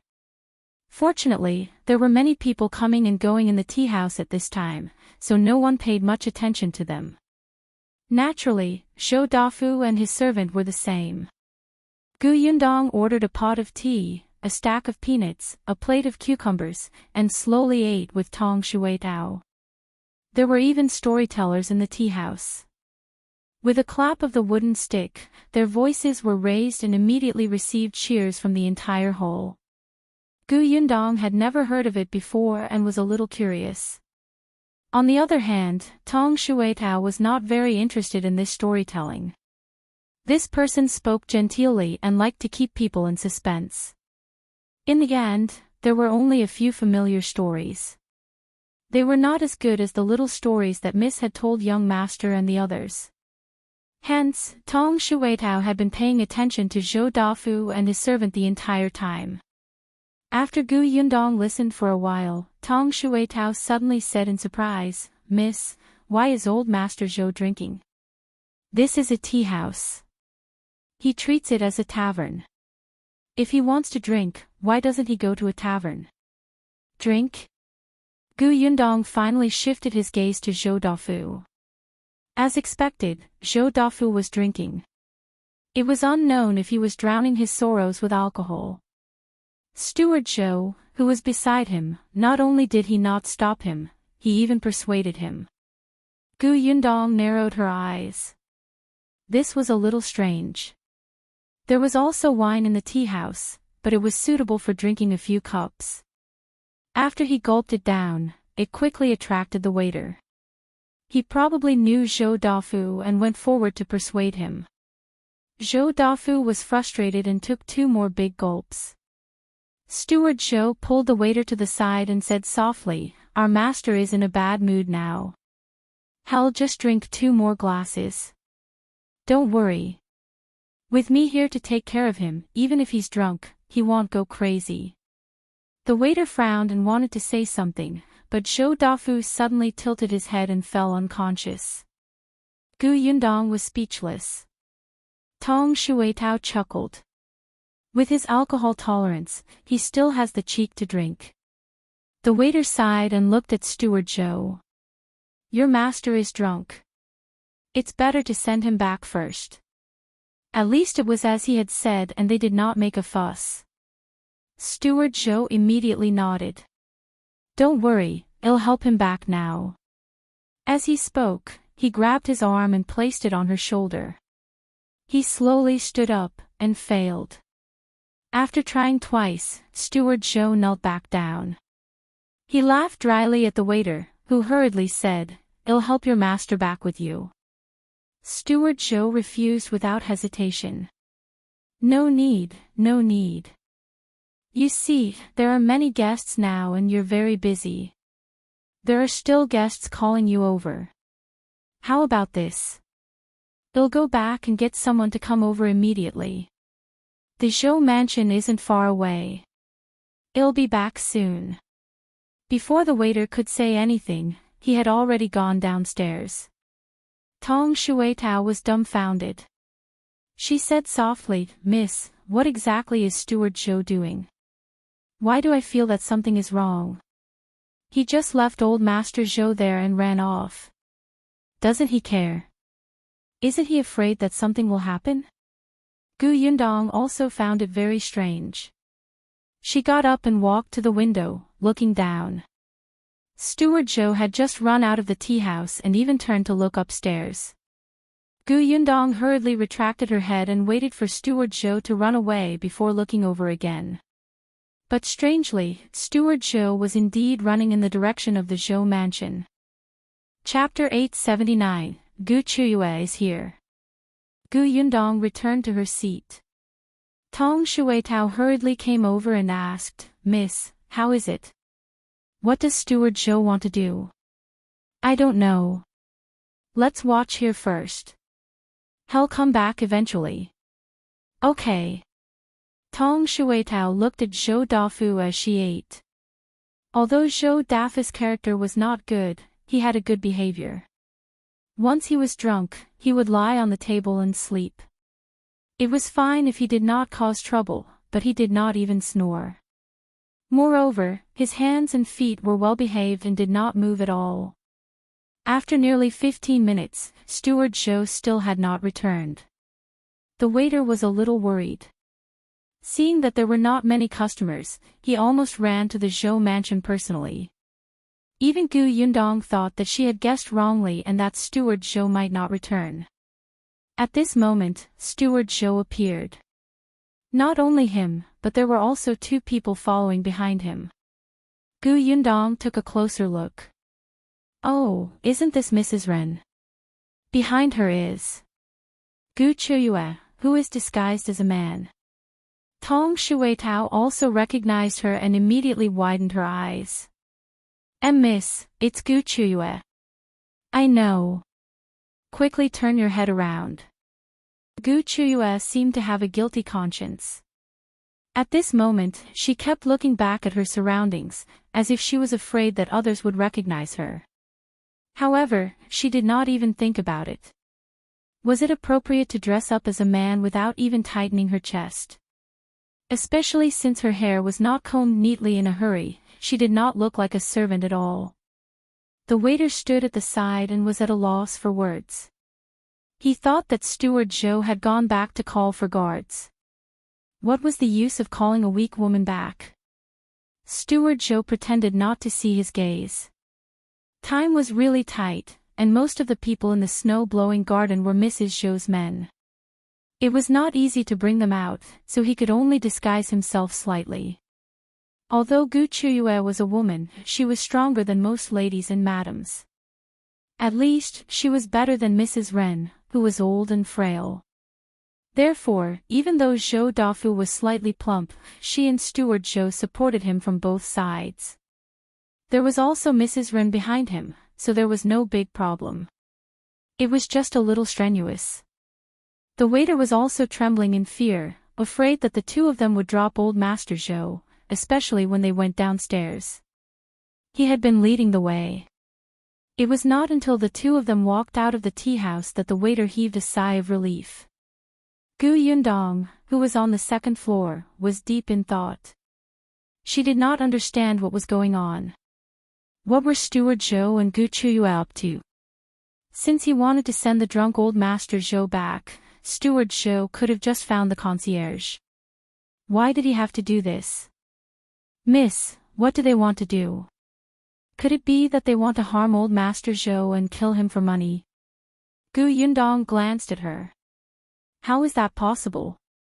What good will old Master Zhou's death do them? Once he dies, the person in charge of the residence will be Mrs. Zhou, and the person who will inherit the assets will be Mrs. Zhou's son. Qiuyue will be the first to be tortured to death. She paused. Let's go and take a look. Tong Shuitao hurriedly put down the tea money and followed Yundong out of the tea house. The two of them quickly saw Zhou Dafu and the others walking in front. They supported someone and naturally walked slowly. However, not long after, Mrs. Ren suddenly took a few quick steps forward. Just as she was about to reach the Zhou mansion, she suddenly turned to the left. Then, Steward Zhou and Qiuyue helped Zhou Dafu turn and followed. Yundong. Chapter 880, Yundong is stunned. They were about to arrive at the Zhou mansion, but they actually passed through the door and did not enter. It couldn't be that they really wanted to kill him like Tong Shuitao had said, right? These three people weren't that stupid, right? Yundong and Tong Shuitao looked at each other but still followed. After turning a corner, they saw a building. Was this an inn? At this moment, Steward Zhou and the others were helping Zhou Dafu into the inn. Yundong's brows were tightly knitted as she followed them in. The inn was not very big, but there were still many guests. Half of the lobby on the first floor was occupied. But Zhou Dafu and the others went to the second floor. Now that no one was going up to the second floor, Yundong could not go up rashly. Otherwise, it would be easy to be discovered. She could only find a seat and sit down. After a moment, she said to Tong Shuitao, "Follow behind that guest and see what they're doing on the second floor. Be careful not to expose yourself." Mrs. Ren and the others had seen Yundong before and were very familiar with him. They did not have much impression of Tong Shuitao. The latter nodded and immediately stood up, following behind the two customers who had just booked a room at the counter. She had just gone up the stairs when she saw Mrs. Ren in the corner. Only Mrs. Ren stood at the door like a god. Her face was dark, and no one dared to approach her. Tong Shuitao took a look and stopped looking. She quietly went down again. When she told Yundong, the latter frowned. "Have you looked carefully? Is mother alone at the door?" "Yes, the room they booked is in the corner. There's no one else beside Mrs. Ren." Yundong stroked her chin. "Mrs. Ren is at the door. There's only old Master Zhou, Steward Zhou, and Qiuyue in the room. What are the three of them doing inside?" "Oh, old Master Zhou is still drunk." Tong Shuitao also looked very troubled and was thinking. Yundong suddenly reacted after hearing her words. She gently clapped her hands.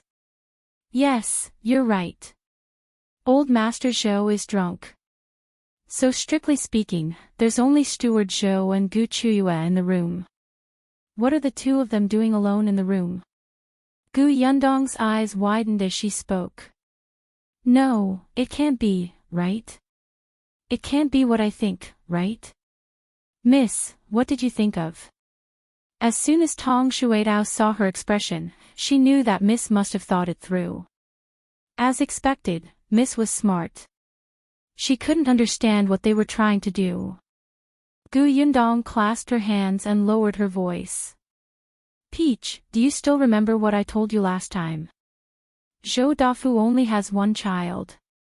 You said that he has a beautiful wife and many concubines, but he only has one son after so many years. It's very likely that Zhou Dafu has health problems. This time, Tong Shueitao understood. Miss, you mean that Zhou Dafu is infertile? It can't be said that he is infertile. It can only be said that it's difficult for him to have children. It was said that Mrs. Zhou only got pregnant 3 years after she married Zhou Dafu. I wasn't sure before, but I'm 80% sure now. It's not easy for Zhou Dafu to have children. I think all the elders in the residence can guess this, especially Mrs. Ren, who has served old Mrs. Zhou for many years. However, Mrs. Ren still gave Gu Qiuyue the idea to get her pregnant with Zhou Dafu's child. This meant that she had already thought of a way out. And this way out was Steward Zhou. Damn it, she was cheating on Zhou Dafu. Chapter 881, Nasty. If that was really the case, then Gu Yundong was very, very convinced by this operation. Tong Shueitao was exceptionally excited when she heard this. This means that Gu Qiuyue wants to. She looked around and lowered her voice. She wants to borrow semen. Tong Shueitao shivered with goosebumps. It was too disgusting. Moreover, she was borrowing it from an old man like Steward Zhou. The problem was that they actually did it in front of the drunk old Master Zhou. Tong Shueitao was disgusted. No wonder Steward Zhou wanted to get old Master Zhou drunk. No wonder he rushed back and brought Gu Qiuyue over. No wonder he didn't go back even though he was so close to the Zhou mansion. Instead, he brought his master to an inn and even got a superior room. Wait. That's not right, Mississippi. Then why did he bring old Master Zhou into the room? When Gu Qiuyue is pregnant, can't she just say that old Master Zhou is the father? Gu Yundong said, Zhou Dafu hated Gu Qiuyue during this period of time. Why would he touch her? That's why he had to be drunk. When he wakes up the next day and sees himself sleeping with Gu Qiuyue, he will definitely think that something happened between the two of them. When she gets pregnant a month later, will Zhou Dafu suspect that the child is not his? He will probably be overjoyed, right? I'm afraid Gu Qiuyue has already calculated the date. There were still many people who did not understand the danger and safety period, especially among the commoners. Pregnancy was completely up to fate. However, many wealthy families had already figured out the pattern, especially those who were old. Mrs. Ren was probably one of them, which was why she chose such a date. The probability of Gu Qiuyue getting pregnant today was very high. Tong Shueitao was extremely excited when she heard this. She immediately wanted to stand up. Then, Miss, what are we waiting for? Let's catch them in the act. Now that we've caught them in the act, old Master Zhou will definitely not let them off. Coincidentally, these 3 people have a grudge against us. Now, we can clean up the mess. What's the hurry? Gu Yundong glanced at her. You said it yourself. There are 3 of them, and Zhou Dafu is drunk and unconscious. The outcome might not be beneficial to us. There's no need for us to get into trouble. If Gu Qiuyue bites back later, we won't be able to get it off. Who knew if Gu Qiuyue would drag her down with her? It would be best if she had a companion along the way. Then what should we do? Are we just going to ignore it? Tong Shueitao was a little anxious. Then, as if she had thought of something, she asked in surprise, could it be that Miss is planning to wait for Gu Qiuye's child to be born and find an opportunity to give them a blood test to let old Master Zhou know that the child is not his? Then, old Master Zhou will feel that he was overjoyed for nothing. His love for that child is all to remind him of how big a mistake he has made. Then, he will be even angrier and beat Gu Qiuyue to death. Kid, you're quite imaginative. But Gu Yundong could not wait that long. Besides, if an innocent child was involved in this, she would be committing a sin. Gu Yundong waved at Tong Shuitao. When she got closer, she whispered into her ear.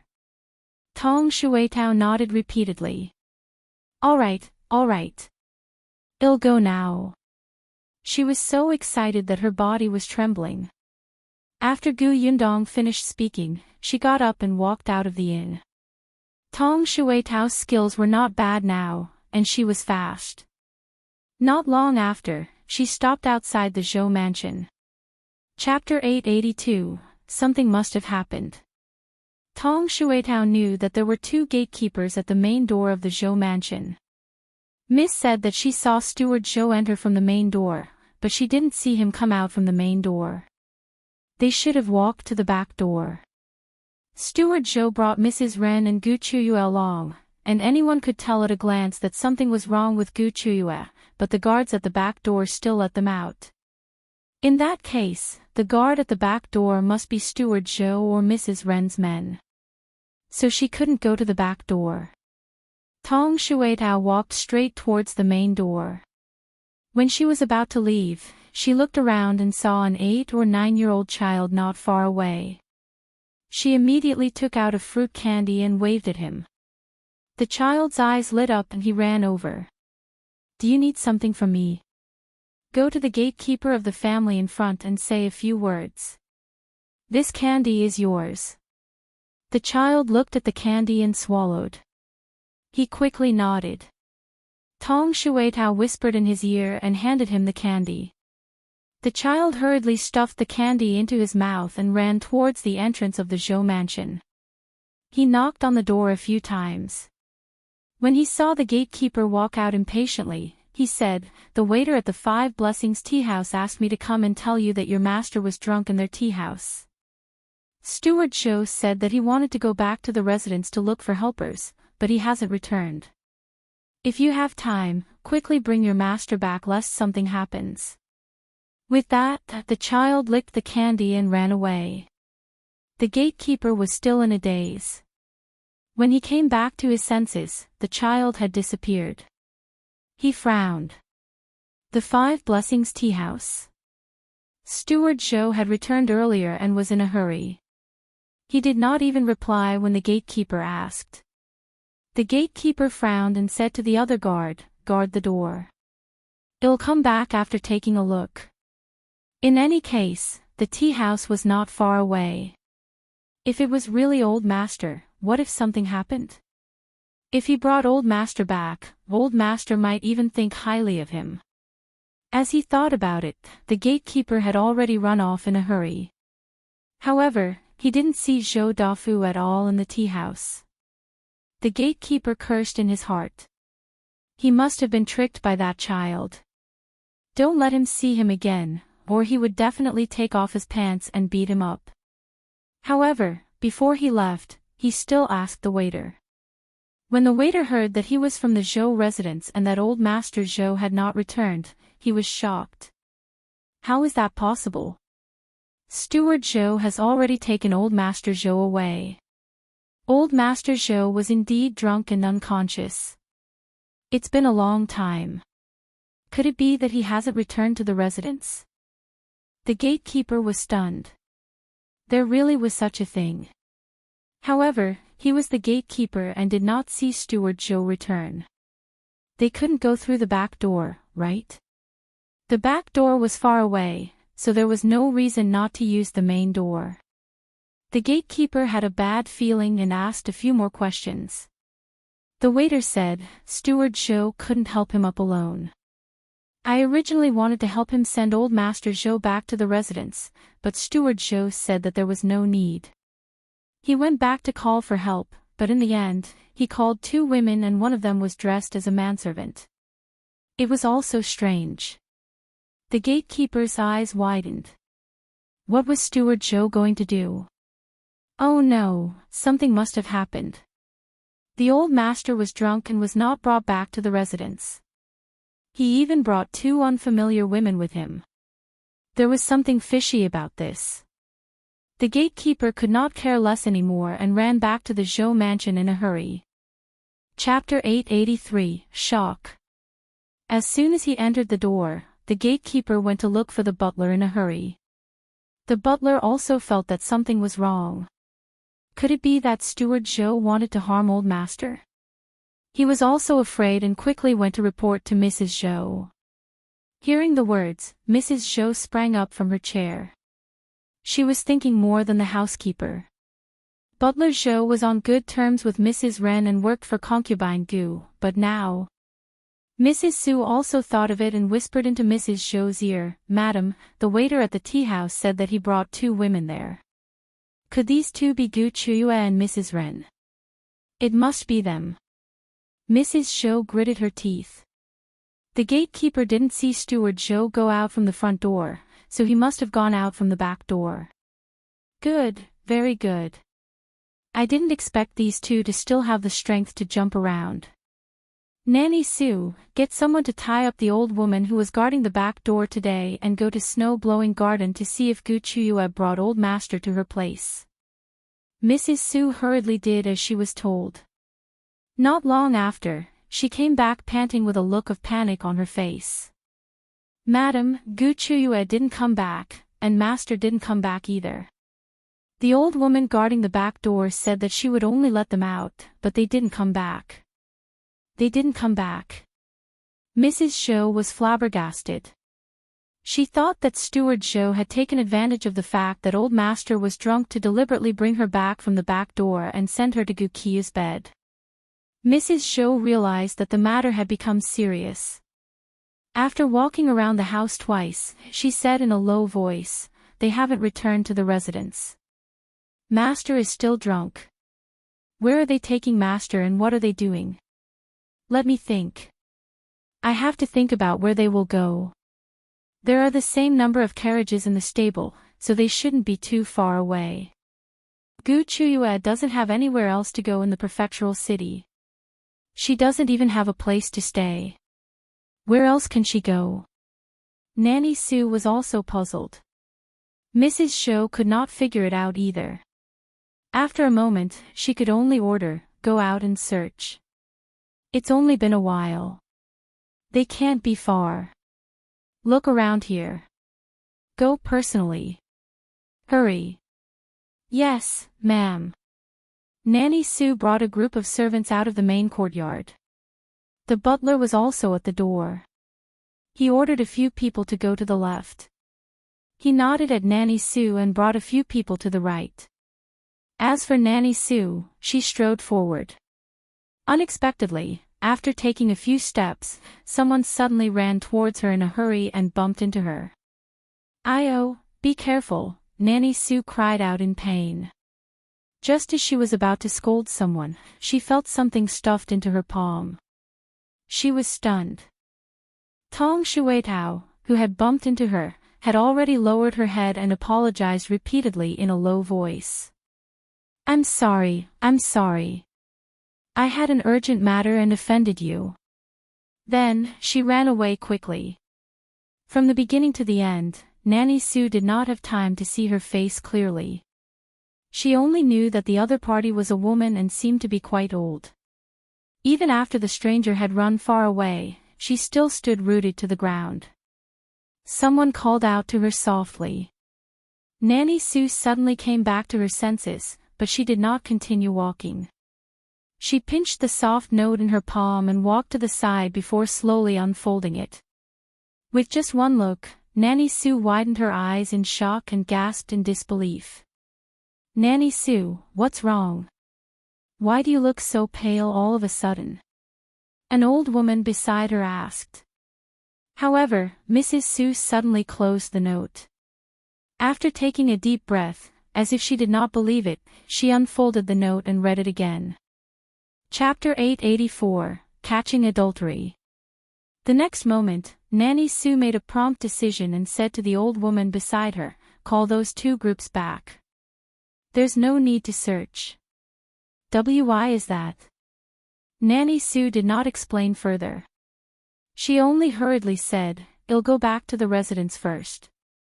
Then, she returned to the Zhou mansion and did not dare to stop for a moment to look for Mrs. Zhou in the main courtyard. She handed the note to Mrs. Zhou. The latter took a look and was equally shocked. "Is what this says true?" "Well, no, once we take a look." Mrs. Zhou suddenly stood up. There was anger on her face, but there was also a faint joy. She took a deep breath and asked Nanny Sue, "The butler is back?" "He's back." "All right, let's go. Bring him along." The butler was deeply trusted by Zhou Dafu. With him as a witness, it did not matter even if old master was drunk and unconscious. Actually, the more convenient and suitable candidate was Feng. Unfortunately, Feng and Hai were not around today. That's right. Because they weren't around, Steward Zhou acted today. Nanny Sue put a cloak on Mrs. Zhou and the group strode out.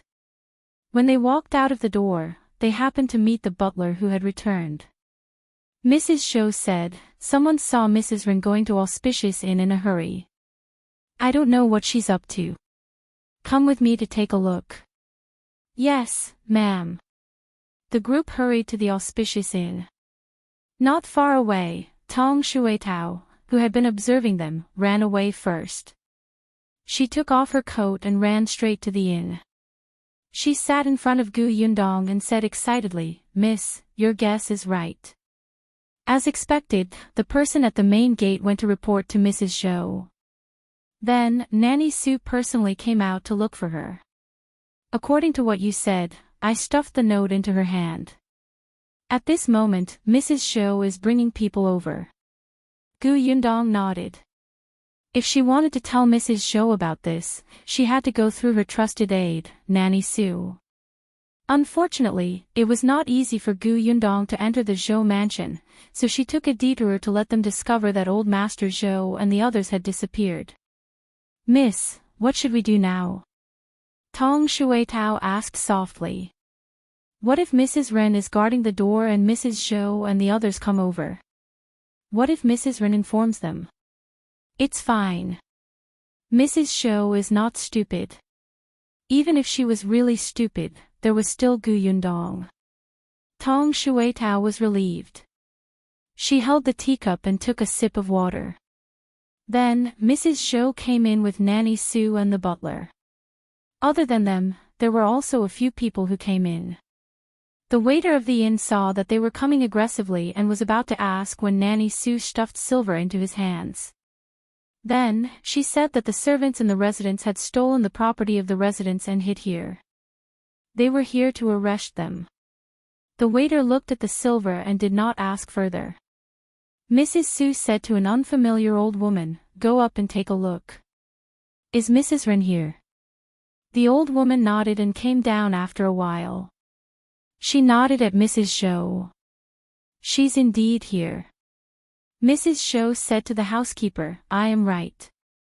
Concubine Gu and Mrs. Ren have done something shameful. Master might have been harmed by them." The butler asked, "Then what does Madam plan to do?" Mrs. Zhou had a cold smile on her face. She raised her hand and pointed at the two of them, whispering a few words. Yundong and Tong Shuetao were sitting a little further away. Even though Tong Shuetao had stretched her ears, she still could not hear clearly. Chapter 885, Qiuyue is dead. However, they still saw the two people who were called out by Mrs. Zhou clearly. The two of them were dressed ordinary and not too conspicuous. They looked like guests who had come to stay. After hearing the instructions, the two of them lowered their heads and went to the second floor. Not long after, Mrs. Zhou and the others went up. Curious, Tong Shuetao silently fell behind her. She only stuck her head out and saw Mrs. Wren's eyes wide open in horror. She was pressed down and gagged by the two people who had gone upstairs first. There was no way to inform others at all.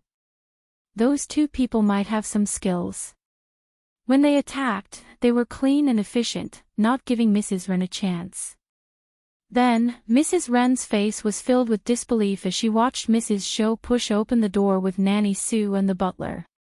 Tong Shuiatao still wanted to go in and take a closer look, but Mrs. Zhou probably knew that family scandals could not be publicized. She got someone to surround this area, not giving anyone a chance to watch the commotion. As soon as she entered, the door closed. Tong Shuiatao sighed regretfully. She went downstairs listlessly and sat opposite Gu Yundong. "Miss, aren't you curious?" "What's there to be curious about?"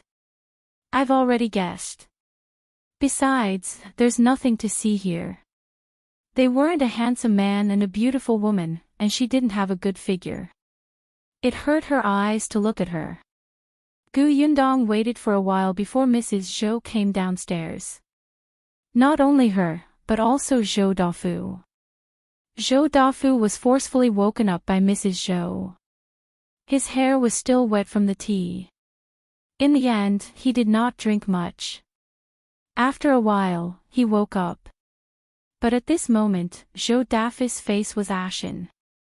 Behind them were Steward Zhou and Mrs. Wren, who were being escorted.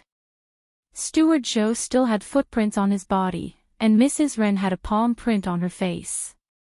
Both of them looked desperate. On the other hand, Qiuyue tilted her head and seemed to be unconscious. Just like that, she was dragged out by the two old women. The group of people hurriedly left the auspicious inn without even looking at the lobby downstairs. As soon as they left, discussions broke out in the inn. "Isn't this the old master of the Zhou mansion? What happened? I heard that a maidservant stole their things and ran away." Mrs. Zhou came to arrest her. "Wow, that must be a treasure. Otherwise, why would old Master Zhou and Madame Zhou come personally?" Was old Master Zhou here?" "What do you think was stolen?"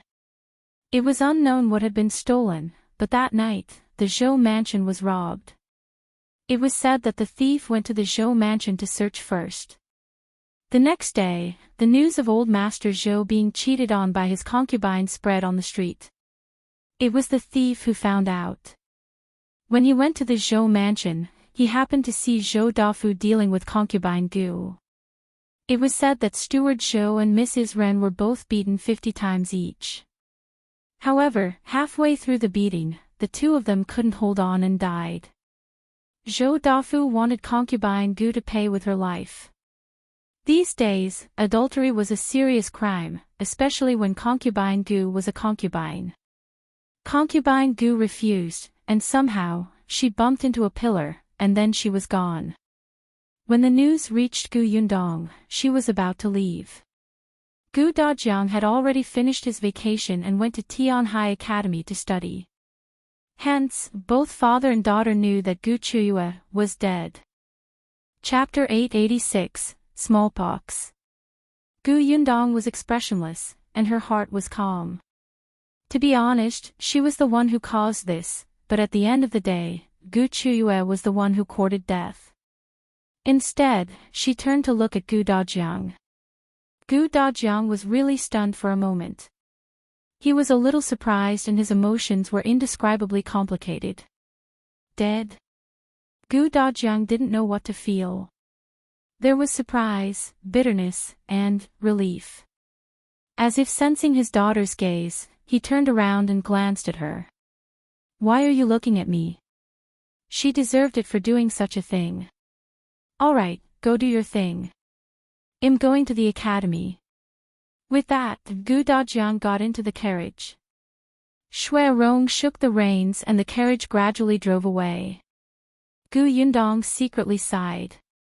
It was no longer important whether Qiuyue had accidentally hit the pillar or died after hitting it. Anyway, this person would be gone from now on and would never appear in front of her again. She shook her head and prepared to go to the shop.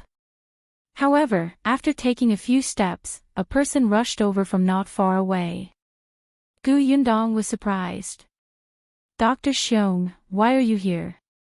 Didn't you say that you were going to spar with Dr. Wang from that clinic today? Sigh, don't mention it. Dr. Wang went to treat a child from a family. However, the other party had smallpox and couldn't be saved. Dr. Wang was in a bad mood, so I couldn't disturb him. You're quite understanding. Yes, you finally realized. Dr. Xiong waved his hand and walked towards the small courtyard. So I took this opportunity to come and take a look at your uncle's leg. If there's no problem, I'll break it today. Yundong, can you not be so scary? But since Dr. Xiong wanted to treat her uncle's leg, Yundong could not go out again. She followed Dr. Xiong back to the courtyard door, but after taking a few steps, she suddenly stopped. Wait, Smallpox. Yundong's eyes lit up. Smallpox. That's right. Everyone knew how terrifying smallpox was these days. Almost everyone's expression changed when they heard it. However, this was an infectious disease. If they were not careful, everyone around them would suffer. Not to mention the common people, even the members of the royal family could only wait for death if they contracted this disease. Over the years, the number of cases of smallpox had increased year by year, causing a large number of deaths every year. However, regardless of whether it was the imperial physicians or the civilian doctors, they had been helpless against this illness. Yundong knew that many people were fighting against this infectious disease. She also knew that the human pox vaccination method had existed for a long time. Unfortunately, this method was not foolproof. Patients with mild illnesses would have scars, and those with serious illnesses would still die. It was not until someone overseas discovered the cowpox vaccination method that humans finally conquered smallpox.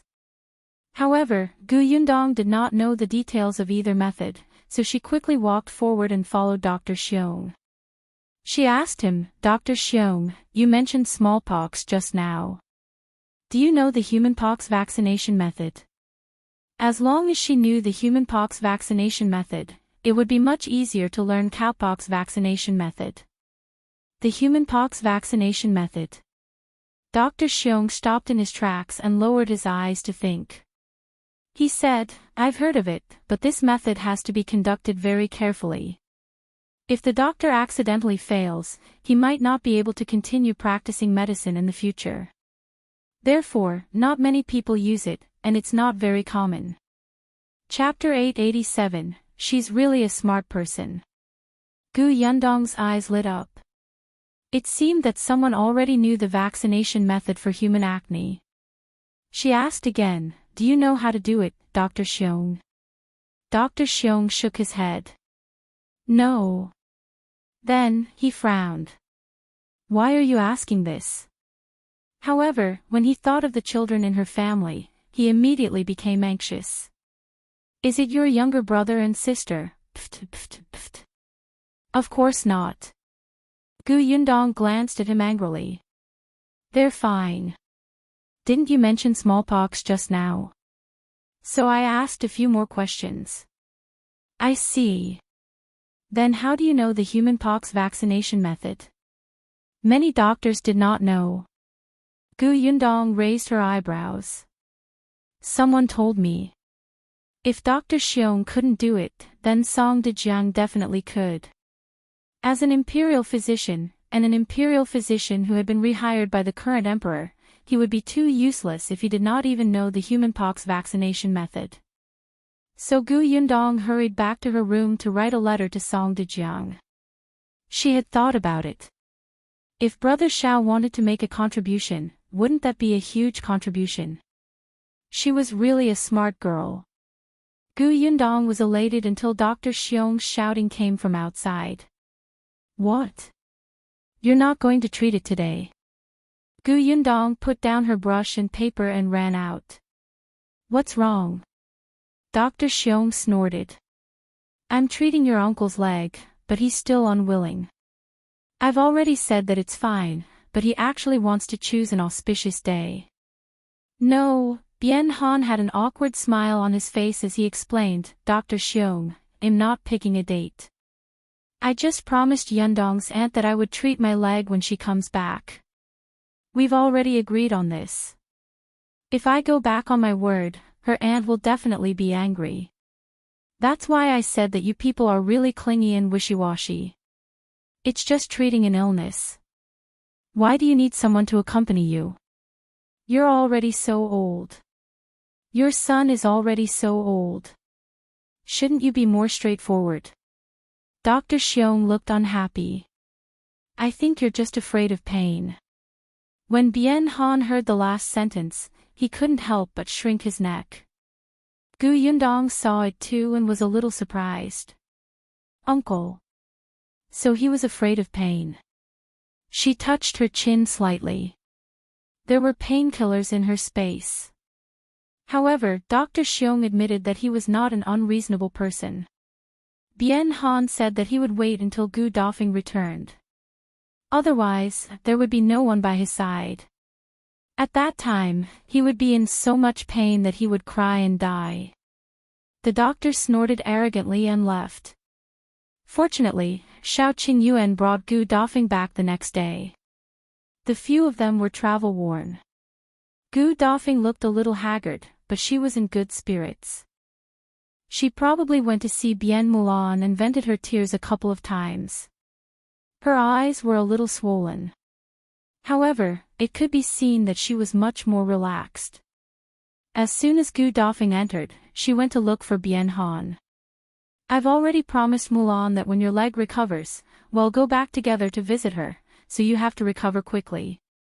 Don't worry, I'll take good care of myself. That's good. Let me tell you, Yongfu village is really a good place with beautiful mountains and clear water. The green brick-tiled house in eldest brother's house is the only one in the village. Oh, no, there are only two. How about we build a house in Yongfu village? We can be neighbors with eldest brother's family. Gu Yundong saw that the two of them were talking enthusiastically. Gu Dafeng should have a lot to say. She quickly winked at Qiuyue when no one was paying attention. Chapter 888, she winked at him. Qiuyue saw that she had been winking at him, and his eyes lit up. Was she winking at him? He quickly followed her and the two of them walked into the central room to talk. Did everything go smoothly these few days? Gu Yundong asked.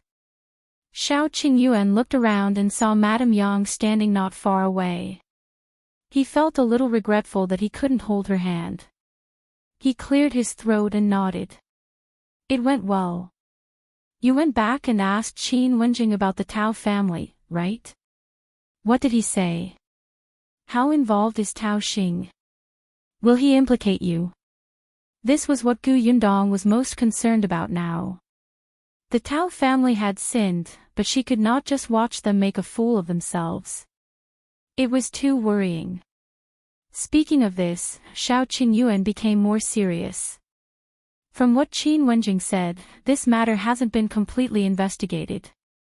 The Tao family seems to be quite involved. Gu Yundong's heart skipped a beat. Quite involved. That's serious. Her brows were tightly furrowed. In the end, Qiuyue couldn't help but reach out and smoothen her brows. It's fine. Although Wenzheng didn't say anything explicitly, he promised me that he would keep me safe. Hearing this, Gu Yundong heaved a sigh of relief. Since Wenzheng said such things, he definitely knew what to do. However, they couldn't just rely on others. She felt uneasy that they didn't have a plan B. You don't have to worry too much. Qiuyue didn't want her to worry too much, so he changed the topic as if nothing had happened. Is everything alright at home these few days? I heard that Qiuyue is gone. After Qiuyue entered the city, he first transported the herbs to the shop. Zhou, who was in the shop now, quietly told him about this. Gu Yundong nodded. She's gone. She did not say anything else. The family is doing well. My father has also returned to school. Speaking of which, the flowers that my mother grafted have been raised. I don't know what the flowers will look like in the future. I'll only know when spring comes next year. By the way, Dr. Xiong came over yesterday. He originally wanted to treat Uncle's leg yesterday, but Uncle did not agree. He said that he had to wait for my eldest aunt to come back. At the mention of Dr. Xiong, Xiao Qingyuan couldn't help but shake his head and ask, has he gone to other clinics to look for a doctor these few days? Why not? He had an appointment with Dr. Wang yesterday. Unfortunately, Dr. Wang was treating a child, but that child had smallpox and was gone. Dr. Xiong did not disturb him. Gu Yundong sighed. Speaking of which, smallpox is really worrying. The day before yesterday, I went to a farm outside the city and saw that there was smallpox on the cow. I was shocked. Fortunately, an aunt said that it was not smallpox, but cowpox. Because the milk tea shop needed a large amount of milk, Madame Dai and Nie Shuang bought a few cows near the Xuanhe prefecture and specially found a place to raise them. They even hired farmers who were already skilled to take care of these cows. Fortunately, the disease of cowpox is much lighter than smallpox. Although it can also infect people, they won't die after they get infected. By the way, I heard that those who have had cowpox don't have smallpox. Don't you think it's magical? Xiao Qingyuan was originally quietly listening to her talk about trivial matters, but when he heard this, he suddenly paused. You're saying that people who have cowpox won't have smallpox anymore? Gu Yundong nodded. That's right. Those ants had it before. Even some of their own children had cowpox, but they were fine. Chapter 889, When Will You Get Married? Xiao Qingyuan's pupils constricted slightly, and his expression became thoughtful. Gu Yundong secretly looked at him and did not disturb him. After a while, he heard him say, there's a way to prevent smallpox, but this method can't guarantee that nothing will go wrong. According to you, if the person with cowpox is fine, can't we change the smallpox to cowpox? Gu Yundong pursed his lips. Ah, ah, ah, ah, ah, ah. I knew it. He really thought of it at once. Gu Yundong's eyes lit up and she said in surprise, that's right. Why didn't I think of that? If it succeeds, will we not have to be afraid of this illness in the future? Xiao Qingyuan's eyes were also shining. If that was the case, this was a huge matter that would benefit the country and the people. His hands trembled slightly, and he was a little tempted. For the first time, he had such a strong desire to do something. Xiao Qingyuan turned around and met Gu Yundong's happy expression. He suddenly smiled and reached out to pinch her cheek. You're reminding me on purpose, right? Actually, you could have told me directly.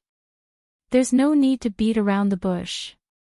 He sounded so certain that it would be too much for Gu Yundong to deny it. However, she still said righteously, how is that the same?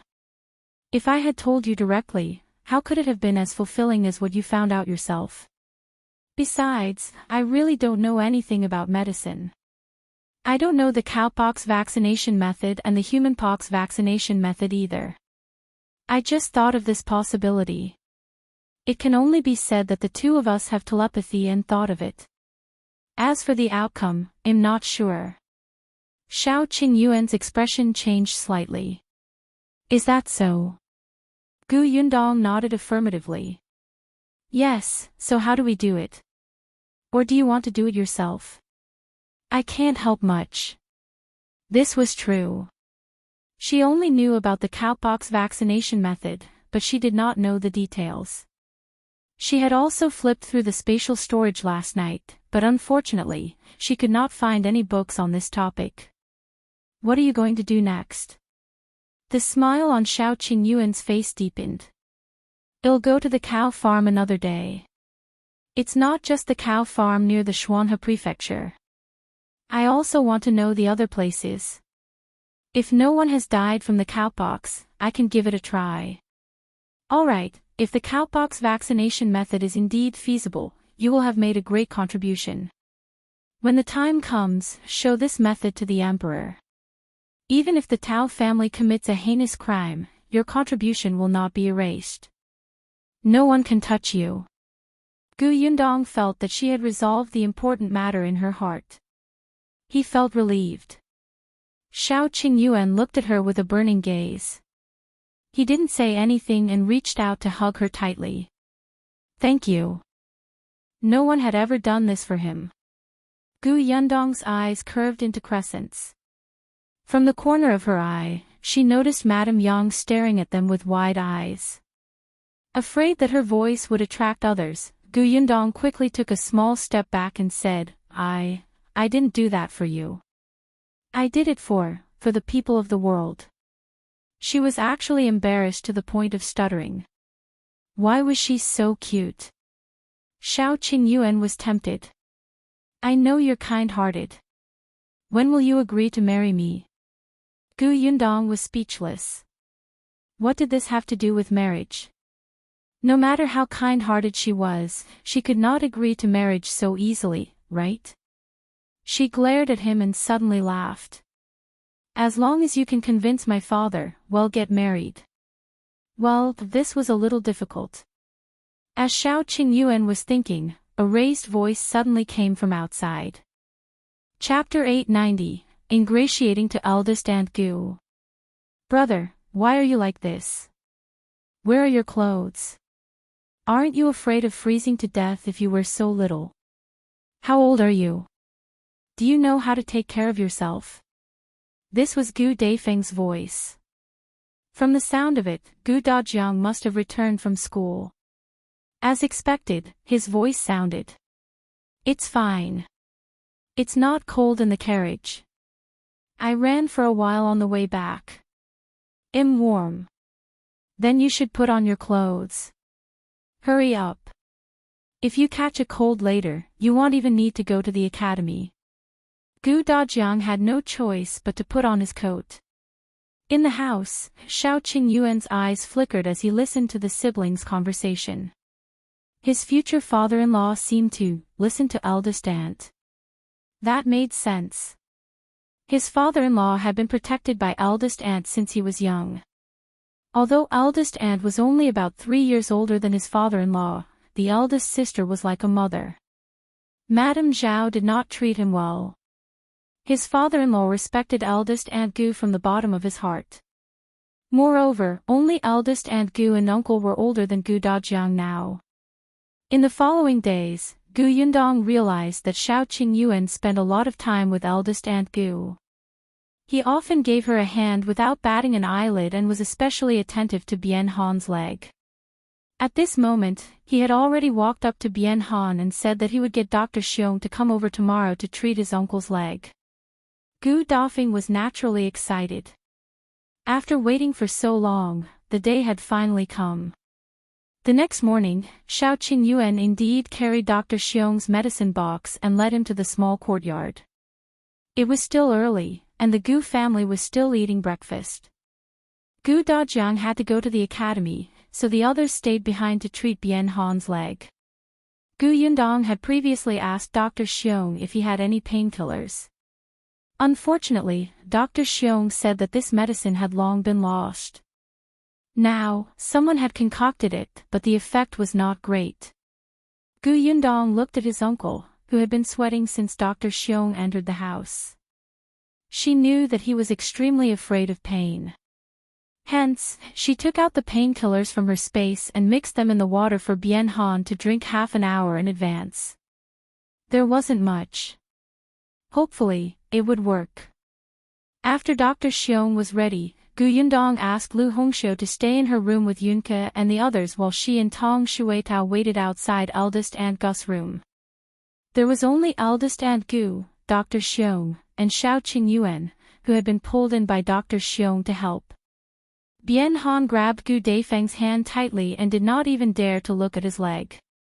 Dr. Xiong squatted down to take a look before saying to Qiuyue, "You do it." Qiuyue, it has to be you. I'm already so old, and my strength is limited. If I don't break it once and have to do it again, how much pain will he suffer? You have martial arts, are strong, and have studied medicine. No one is more suitable than you. When Gu Dafeng and Bian Han heard this, they hurriedly said to Xiao Qingyuan, come on, come on. When they heard that Dr. Xiong might not be able to break it in one go, the two of them quickly placed their hopes on Xiao Qingyuan. Xiao Qingyuan nodded. All right, I'll do it. Bian Han quickly turned his head to the side. Dr. Xiong told Xiao Qingyuan what to pay attention to, then raised his head and said to Bian Han, we're about to start. You don't have to be too, crack. Before Dr. Xiong could finish speaking, Xiao Qingyuan had already made a clean move. Dr. Xiong was stunned. Gu Dafeng quickly turned to look at Bian Han. Chapter 891, She Must Be Strong. Bian Han's face suddenly contorted. Ah, he cried out in pain. However, she quickly blinked in surprise. It didn't seem to hurt that much. Could it be that he had been giving himself too much pressure recently? Was it just that he was thinking too much and it actually didn't hurt that much? Gu Yundong, who was outside, was nervous when she heard the scream. She almost rushed in. Fortunately, the voices behind her were much lower and she did not hear anything else. She was relieved. Time passed bit by bit. Aunt Nyo brought hot tea over, and Gu Yundong sat outside in the central room and drank 2 cups. Occasionally, she could hear Dr. Xiong's voice, Bian Han's cries of pain, and Gu Dafeng's comforting voice, but she did not hear Xiao Qingyuan's voice. It was not until noon that the door in front of her was opened again. Gu Yundong immediately stood up and looked at Xiao Qingyuan, who was the first to walk out. She asked, how did it go? He's fine, he's fine. Dr. Xiong waved his hand. Just take good care of him next. Don't move around. Eat something good. Make some bone soup for him to drink. Oh right, don't carve wooden statues for the time being. He'll come over in the next 2 days to change his splints and medicine. Thank you, Dr. Xiong. Tong Shuitao brought hot water to clean his hands. After wiping his hands and drinking a cup of hot tea, Dr. Xiong left. Only then did Gu Yundong go in to take a look at Bian Han. At this moment, he was lying on the bed with his legs splinted. His body was stiff and he could not move. He looked a little funny. Gu Dafeng praised him from the side. You didn't scream loudly just now. I thought you were in so much pain that you couldn't scream anymore. It turns out that it didn't hurt much.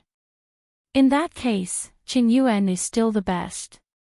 His technique was so unique that you didn't suffer much. Gu Yundong was speechless. It was fine. She had to be strong. Even though the credit was given to Xiao Qingyuan, they were a couple and it was all right. Bian Han was a little embarrassed, but deep down, he also felt that it was because Xiao Qingyuan took advantage of his distraction. It was just that after curing her leg, she felt a little sleepy, but it also hurt a little.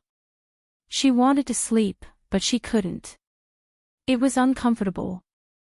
Gu Yundong did not disturb them and quietly left the room. She returned to her room. Madame Yang and Yunka were waiting for news. When they heard that he was fine, the two of them instantly cheered. The mother and daughter hugged each other tightly and laughed foolishly. Gu Yundong laughed, but the gloominess in her heart was more or less gone. After Xiao Qingyuan sent Dr. Xiong off, he left in a hurry. Gu Yundong knew that he had gone to the cow farm and prepared to study the vaccination of cowpox. As expected, Xiao Qingyuan asked all the farmers in the farm. Not everyone had cowpox, but those who had it had indeed never been infected with smallpox. There was even a farmer who said that she had taken care of her daughter who had smallpox a few years ago. She was infected and had been healthy until now. When Xiao Qingyuan heard this, he became even more determined. Zhou, who had come with him, did not understand at first. However, after hearing young master's explanation, his eyes lit up. Young master, do you mean that having cowpox can really prevent smallpox? I'm not sure yet. It's just a guess at the moment. I still have to experiment after I understand a few more families. It's just that, how to test it was a problem. Even if he could try with animals in the early stages, what about later? Who would be the first to be infected with cowpox? Chapter 892, Zhou's background. This candidate was definitely voluntary, but who would be willing to try such a matter that concerned their lives? Qiuyue had smallpox when he was young, so even if he wanted to do it himself, it was impossible. Zhou seemed to have seen through his dilemma and immediately recommended himself. Young master, let me do it. Qiuyue looked at him. What did you say? I said I'll do it. He had no hesitation at all. He smiled and said, I believe in young master. Young master can even make his own medicine. Cowpox is definitely not a problem for you. Besides, didn't we ask just now? A person infected with cowpox won't be in danger. It doesn't matter if I'm infected. Qiuyue looked at him with a serious gaze. Then you know that it's not enough to infected with cowpox. If I want to know the results, you have to be infected with smallpox to see if it's really useful. Cowpox is fine, but what about smallpox? You might lose your life. Zhou smiled nonchalantly. It's not that serious. Even if it's smallpox, we can still treat it if we prepare in advance. Qiuyue frowned slightly. Clearly, he still didn't agree. He turned around and walked out of the cow farm. Then, he went to other houses with cows and continued to learn about the situation of people who had cowpox. Along the way, Qiuyue didn't say anything else. Zhou was afraid that he would be angry, so he didn't dare to speak. He just followed behind him, looking like he wanted to say something but hesitated. The two of them got into the carriage and entered the city again. Zhou sat on the shaft of the carriage and rode. As his back was facing Qiuyue, he finally took a deep breath and said, Young master, actually, I'm also afraid of smallpox. I'm especially afraid. You don't know, but I used to have a younger brother who was just a few years younger than me. He just had smallpox when he was young and he died. His voice lowered by 2 degrees, but it also sounded like a laugh. Qiuyue couldn't see his expression, but he knew that he definitely wasn't feeling well. He continued, Smallpox is really too scary. Not only did my younger brother die, but even my parents contracted it while taking care of him. They both died. At that time, I happened to be in my grandfather's place and escaped a calamity. When I received the news and returned, the villagers scolded me.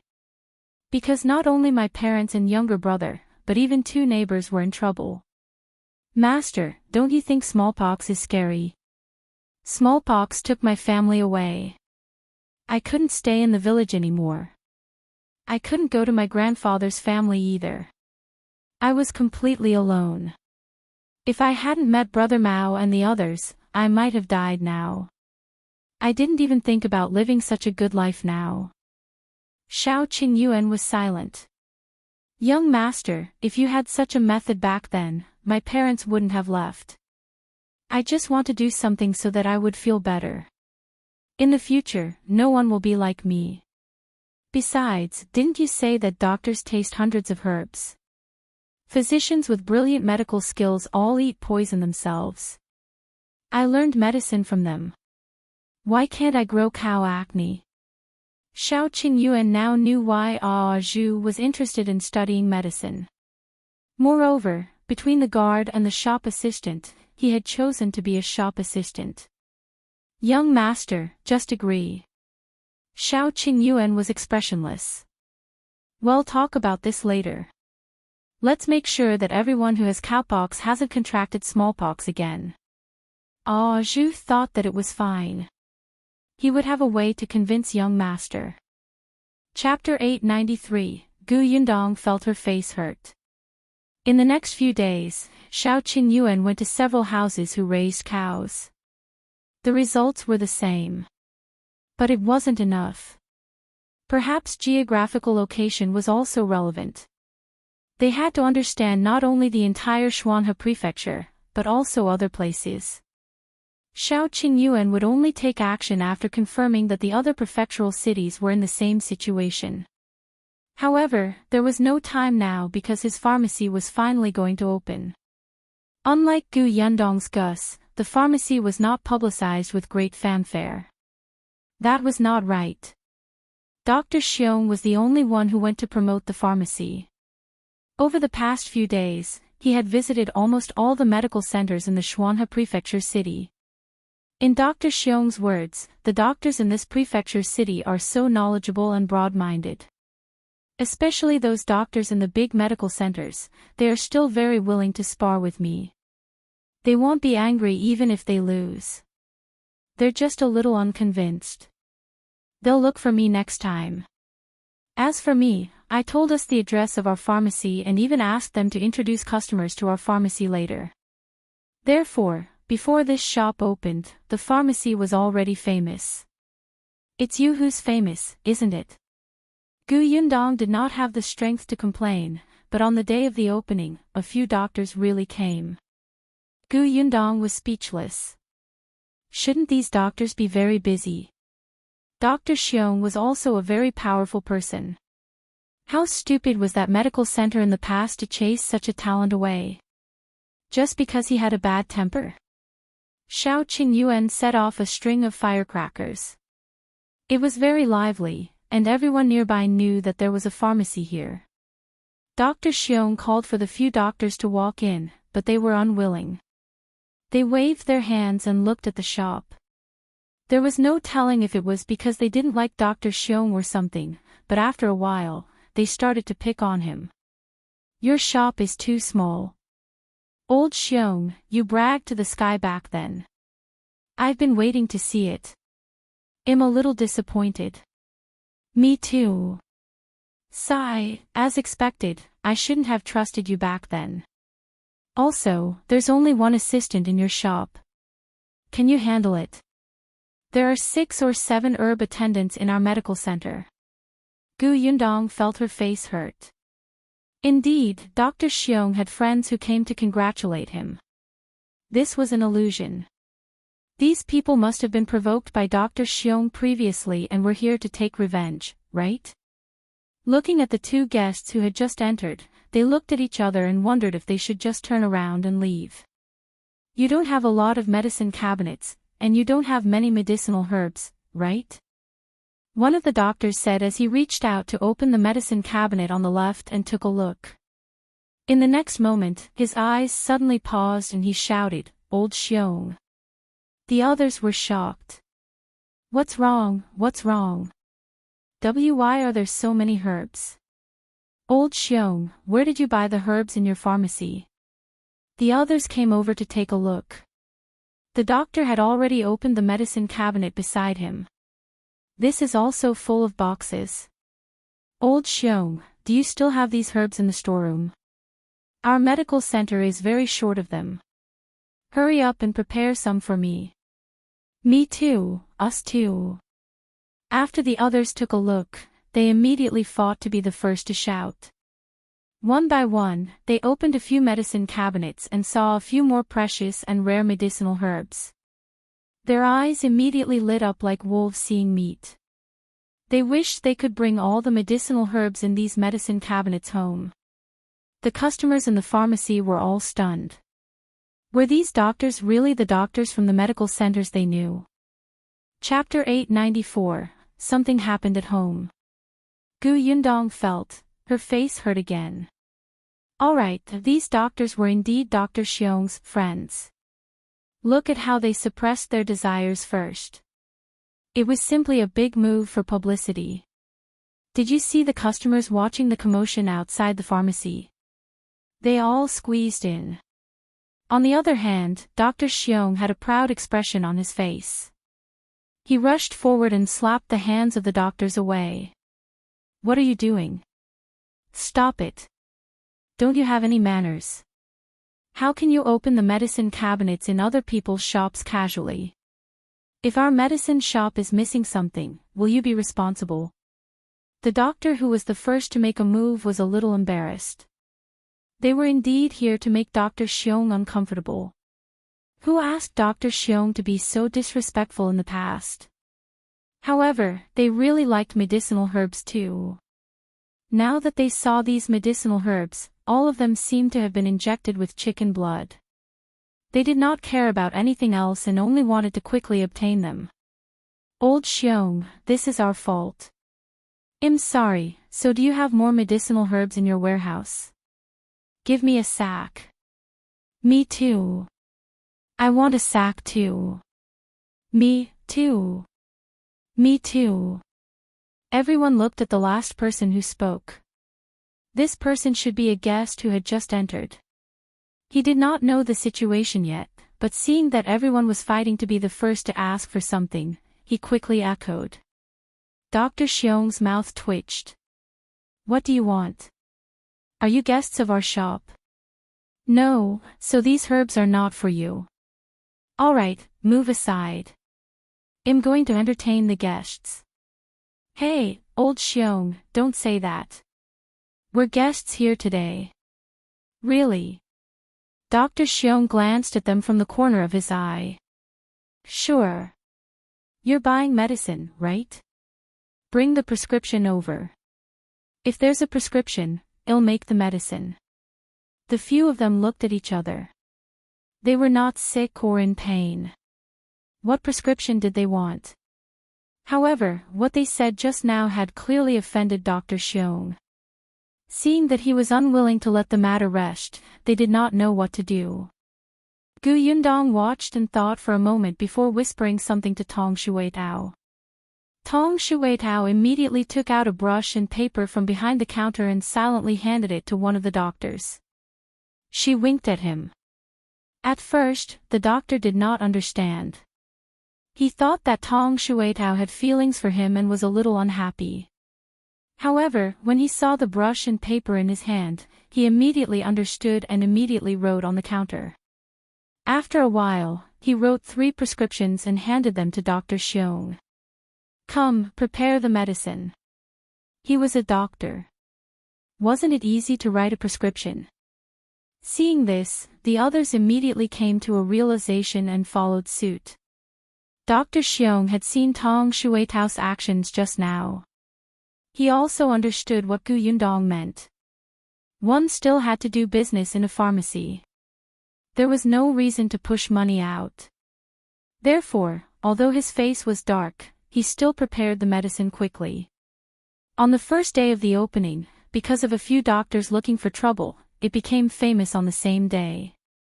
Xiao Qingyuan saw that there was no problem with the pharmacy, so he said to Gu Yundong, tomorrow, I want to go to the cow farms in Qingan Prefecture to take a look.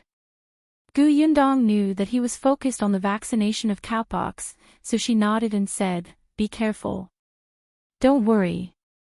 However, the next morning, before Xiao Qingyuan went out, a horse suddenly galloped over and stopped at the door of the small courtyard not long after. Someone got off the horse and anxiously knocked on the door. The moment he saw Gu Yundong, he panted and said, Miss, something happened at home. Chapter 895, Someone Wants to Kill Yunshu. The person who came was an acquaintance called Zhou. He was the escort that Xiao Qingyuan had invited to teach Mao and the other 3 martial arts. His frown was very serious and Gu Yundong's heart skipped a beat. What happened? Zhou looked around. Xiao Qingyuan understood and quickly got Lu Xing to settle the horse first. Then, he led him through the door, blocking the neighbors from peeking out when they heard the commotion. After entering, the 3 of them went straight to the central room. Zhou didn't see Gu Dajiang. He should have gone to the academy, but Gu Dafeng and the others were there. Hence, he lowered his voice and whispered, someone wants to kill young Master Yunshu. What did you say? Gu Yundong suddenly looked up. Her expression changed drastically as she asked anxiously, how is Yunshu now? He's fine. It's just that, Yi Zhou paused with a hint of pity. It's just that Tong'an was stabbed in the abdomen while protecting Yunshu. His head was also smashed by a wooden stick. I was called over by Mr. Qin to inform you. Before I came, he was still unconscious. I don't know if Tong'an is out of danger.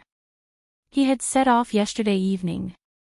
Although he had sped up, the city gate was still closed when he arrived at the prefectural city. Therefore, he waited until the city gate opened this morning before coming in. Then, he went straight to the small courtyard. Gu Yundong's fingers trembled slightly. Her voice was cold and her eyes were fierce. Who did this? It's the teacher who taught at Dongyi Academy previously. Gu Yundong and Xiao Qingyuan were stunned. The master of Dongyi Academy. When the two of them heard that someone wanted to kill Yunshu, and that Yi Zhou was called over by Qin Wenzheng, their first reaction was that the Tao family did it. How was the master of Dongyi Academy involved in this? Yi Zhou said, Master Wei has been taken away by the government office and imprisoned. The exact cause will only be known after the county master interrogates him. Master Qin guessed that Master Wei was indignant after being chased away by Dongyi Academy. He must have deliberately taken revenge on young Master Yunshu. Gu Yundong nodded randomly. No matter the reason, the most important thing now was whether Tong'an was safe or not. She looked up and said to Xiao Qingyuan, I'll go back now. Go to the Huimin Medical Center and invite Dr. He to Fengkai County. Tong'an's head is injured, and Dr. He happens to be good at this. Okay. Only then did Gu Yundong walk out of the central room. She said to Gu Dafeng, who was looking over worriedly, Eldest aunt, there's a problem with the family's business. Brother Xiao and I have to go back. Help me take care of my mother and the rest. When my father comes back, just tell him. Is everything all right? Gu Dafeng asked worriedly. Gu Yundong shook her head. It's fine. I can handle it. It was better not to let others know about this for the time being. The exact situation was still unclear, so it was best to prevent them from worrying. Yi Zhou must have received instructions from Qin Wenzheng to tell the two of them alone. With that, Gu Yundong left with Tong Shuitao. Xiao Qingyuan let Yi Zhou rest for a while and immediately led the carriage straight to Huimin Medical Center. Gu Yundong and Tong Shuitao went straight to Fengkai County. They left early, but it was already afternoon when they arrived at Fengkai County. Due to the proximity, Gu Yundong went straight to the county town's Gus and found Zhuangzi. Zhuangzi definitely knew about such a serious matter. As expected, when she arrived at the shop, Zhuangzi hurriedly came out to welcome her. Boss, you're back. Chapter 896, Is this their relationship? Gu Yundong asked, how is Tong'an now? Is he in danger? Where is he now? Boss, don't be anxious. The doctor said that Tong'an's life is saved. Seeing that she was in a hurry and her voice was hoarse when she spoke, Zhuangzi quickly poured them 2 glasses of water. When Gu Yundong heard that his life was saved, she heaved a sigh of relief and drank a large glass of water. Seeing that she was breathing evenly, Zhuangzi continued, but Tong'an has been unconscious and hasn't woken up. Gu Yundong frowned. Tong Shuitao was also flustered. Tong'an was her biological uncle. After hearing that he was injured, she had been on tenterhooks all the way and almost fell off her horse a few times. Zhuangzi said, the doctor said that he injured his head. There have been such cases in the past, but we don't know how long Tong'an will be unconscious for. It's possible for him to be unconscious for a day or two, or even a month or two. The doctors in the county city don't have much experience in this aspect, so they don't dare to do anything. However, Master Qin said that he has already sent someone to inform the boss. The boss will definitely bring the doctors from the prefectural city over. He asked us to wait. Therefore, Tongnan has already been brought back to Yongfu village. Gu Yundong nodded. It seemed that she could only wait for elder brother Xiao to bring Dr. He over. What about that Master Wei who committed the crime? Did he explain why he wanted to harm Yunshu? Zhuangzi did not know about this. Mr. Qin is keeping an eye on the government office. Although he had also asked his friends in the county city, he did not find out anything for the time being. I'll go look for Qin Wenzheng first. All right. Zhuangzi quickly stopped her. Master Qin should be in Yongfu village now. Gu Yundong nodded and went out. She mounted her horse and immediately headed for Yongfu village. When she arrived at the entrance of the Gu residence, she saw Father Tong hurriedly welcome her. Miss, you're back. As he spoke, he looked behind her. Gu Yundong knew what he was looking at and explained, the doctor is at the back. Brother Xiao will bring him over later. Father Tong heaved a sigh of relief and quickly led the horse to the backyard. The atmosphere in the Gu residence was a little gloomy. Perhaps because they heard the commotion outside, Yunshu and Yuanji quickly ran out. Big sister. The moment the little guy saw her, the emotions he had been holding back collapsed. He rushed over and hugged her waist tightly. Gu Yundong squatted down and touched his head. It's all right, it's all right. Eldest sister is back. Yunshu's eyes were slightly red and tears were rolling in them. Sister, Tongnan was injured because he saved me. I know. Eldest sister has already called Dr. He over. He will save Tongnan, don't worry. She hugged the little guy and knew that he must be feeling extremely guilty. She could not help but sigh slightly and get up to lead him inside. Qin Wenzheng was also there. When he saw her return, he nodded slightly. Gu Yundong went to see Tongnan first. Tongnan was lying quietly on the bed. He had already changed into clean clothes, and his forehead was still wrapped in gauze. His face was pale and bloodless. Other than elderly Lady Tong, Madame Cui, who was wiping her tears, there was also Shinsitian in the house. To her surprise, Shinsitian's tears did not stop. Her hand was still holding Tong An's hand tightly. Gu Yundong was shocked. Although it was inappropriate, Gu Yundong still felt that she was hallucinating when she saw this scene. When did the two of them have such a relationship? Chapter 897, He's Here for Me. Gu Yundong shook her head, suppressed the doubts in her heart, and walked out again. Qin Wenzheng stood at the door. Seeing her come out, he walked to the side. When she caught up, he said, I'm sorry, this happened because of me. Gu Yundong was stunned. What do you mean? Is there a result from the county office? Qin Wenzheng nodded.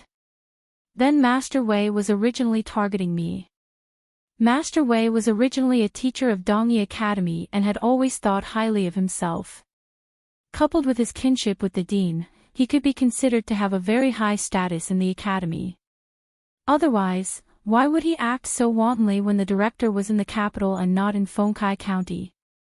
However, he did not expect that the consequences of his tyranny would actually ruin his future. The first time Gu Yundong saw him, he had pressured Madame Gu at the entrance of Qin Wenzheng school and almost caused her to fall and be injured. Although Master Wei was at a disadvantage in the end, Qin Wenzheng doted on his wife. How could he really forgive someone who almost hurt his wife? Qin Wenzheng would remember this debt. At this point, Qin Wenzheng only wanted to find an opportunity to teach him a lesson. He did not really want him to pay any price. However, Master Wei courted death himself. Later on, he brought the students of Dongyi Academy and took advantage of Qin Wenzheng's absence to challenge his students. Moreover, he had lost in public and became the laughing stock of the entire county. The acting director could not take it anymore and suspended his position as a teacher. This matter would wait until the director returned to Fengkai County.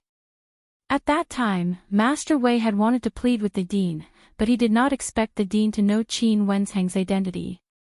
Qin Wenzheng naturally would not show mercy to someone who had caused trouble for his wife and students several times. In addition, the dean was also dissatisfied with Master Wei's actions, so he completely chased him out of Dongyi Academy. He even issued an expulsion document and punished Master Wei in public in front of all the students in the academy. Master Wei had lost all face. He left the academy dejectedly. After returning home, he was even criticized by his neighbors. He was famous in the county, so it was impossible for him to teach elsewhere. Even his family was implicated by him and was kept a respectful distance from. Because of this, Master Wei was extremely disliked at home. His wife, who used to be gentle and caring in front of him, seemed to have become a different person. Not only did she despise him all day, but she also slept in separate rooms with him. His family was also experiencing more and more difficulties. He no longer had any income as a teacher and could only eat surplus food.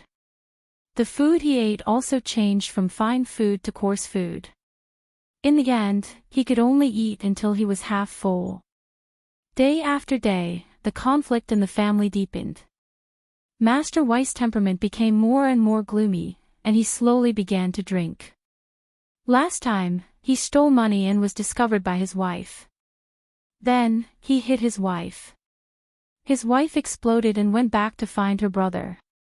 In turn, her brother beat up Master Wei and almost beat him to death. He lay in bed for half a month to recover. Alright, he did not dare to touch his wife, but he had to vent the anger in his heart. Hence, he targeted Qin Wenzheng. Master Wei felt that his current situation was all because of Qin Wenzheng.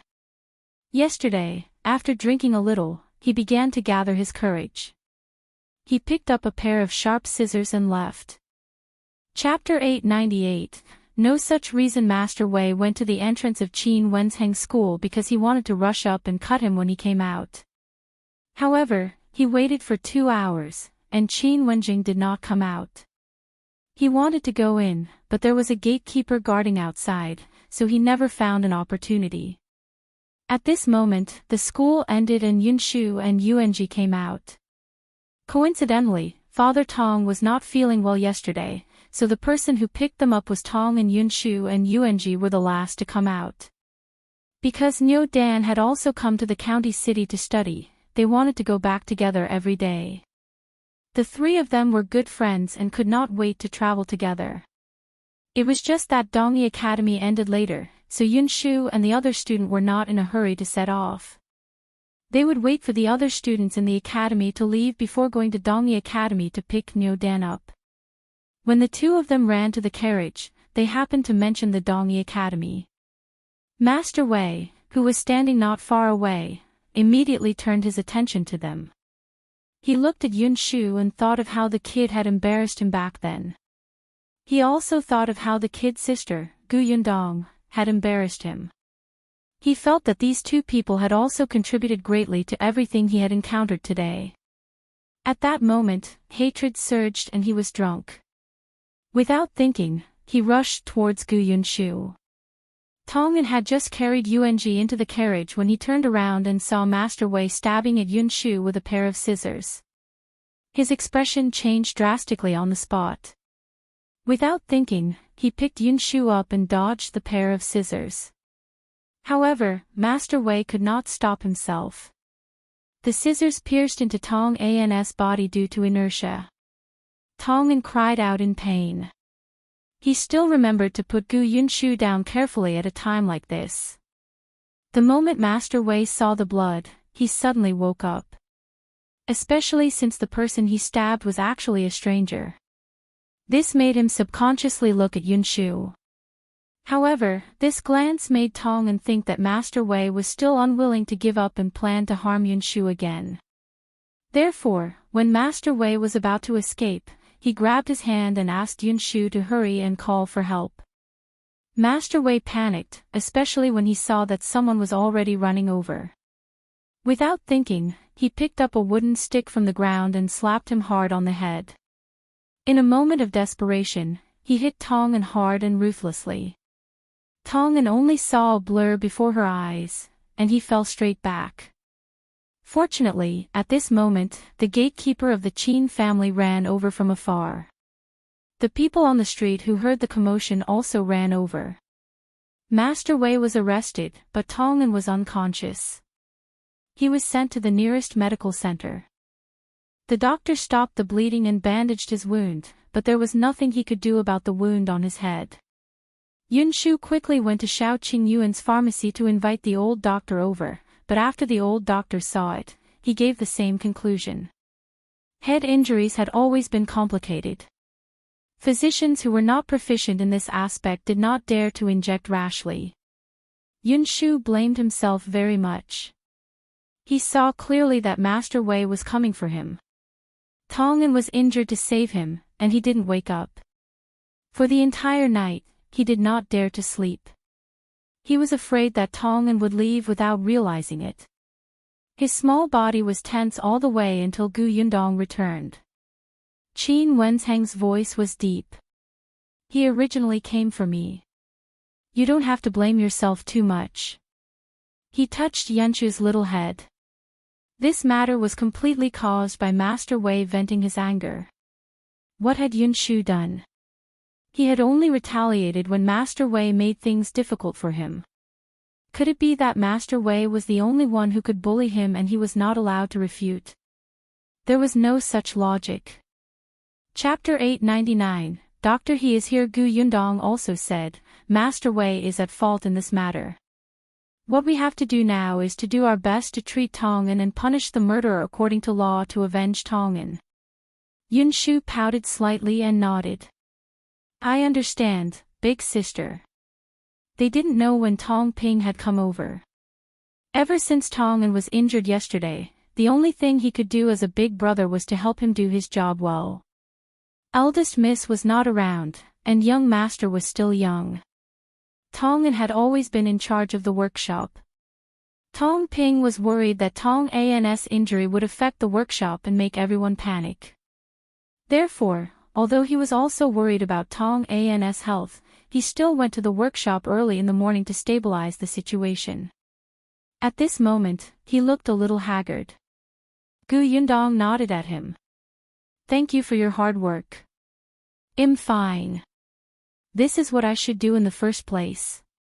Tong Ping often ran around outside now, so he was already much more reliable.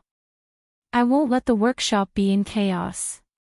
Miss, don't worry. When Tong'an wakes up, he can also be at ease. After a pause, he looked at Gu Yunshu. Young master, on the other hand, you didn't sleep last night. If this continues, I'm afraid you won't be able to take it. Gu Yundong lowered her head. The child shook his head quickly. I'm not sleepy at all. You still have to sleep. Gu Yundong carried him up and walked towards the room. Children won't grow tall if they don't sleep. But Tong'an, Gu Yundong placed him on the bed and took off his shoes and jacket. She covered him with the blanket and patted him gently. Big sister is here. Big sis is here.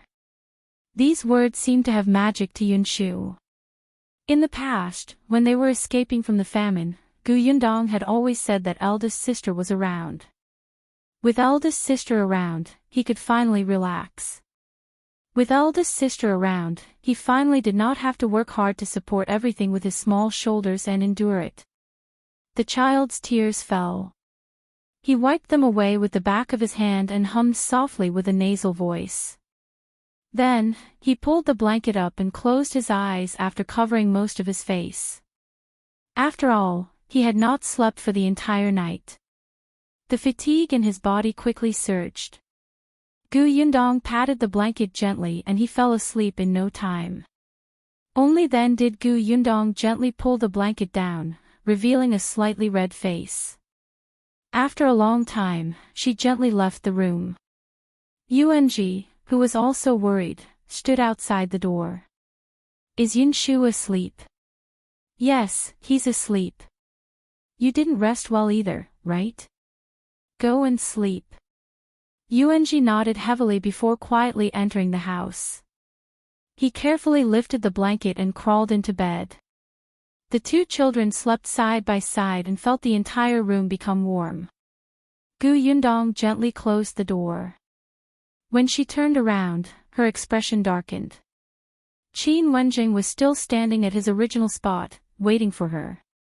When he saw her coming over, he said, "I'll keep an eye on the government office. Don't worry, I won't let him have an easy time." Yeah. Only then did Wenzheng leave. With Yundong around, there was no need to worry too much. When it was almost evening, Qiuyue finally returned. Doctor He came back with him. Doctor He seemed to be in a bad state.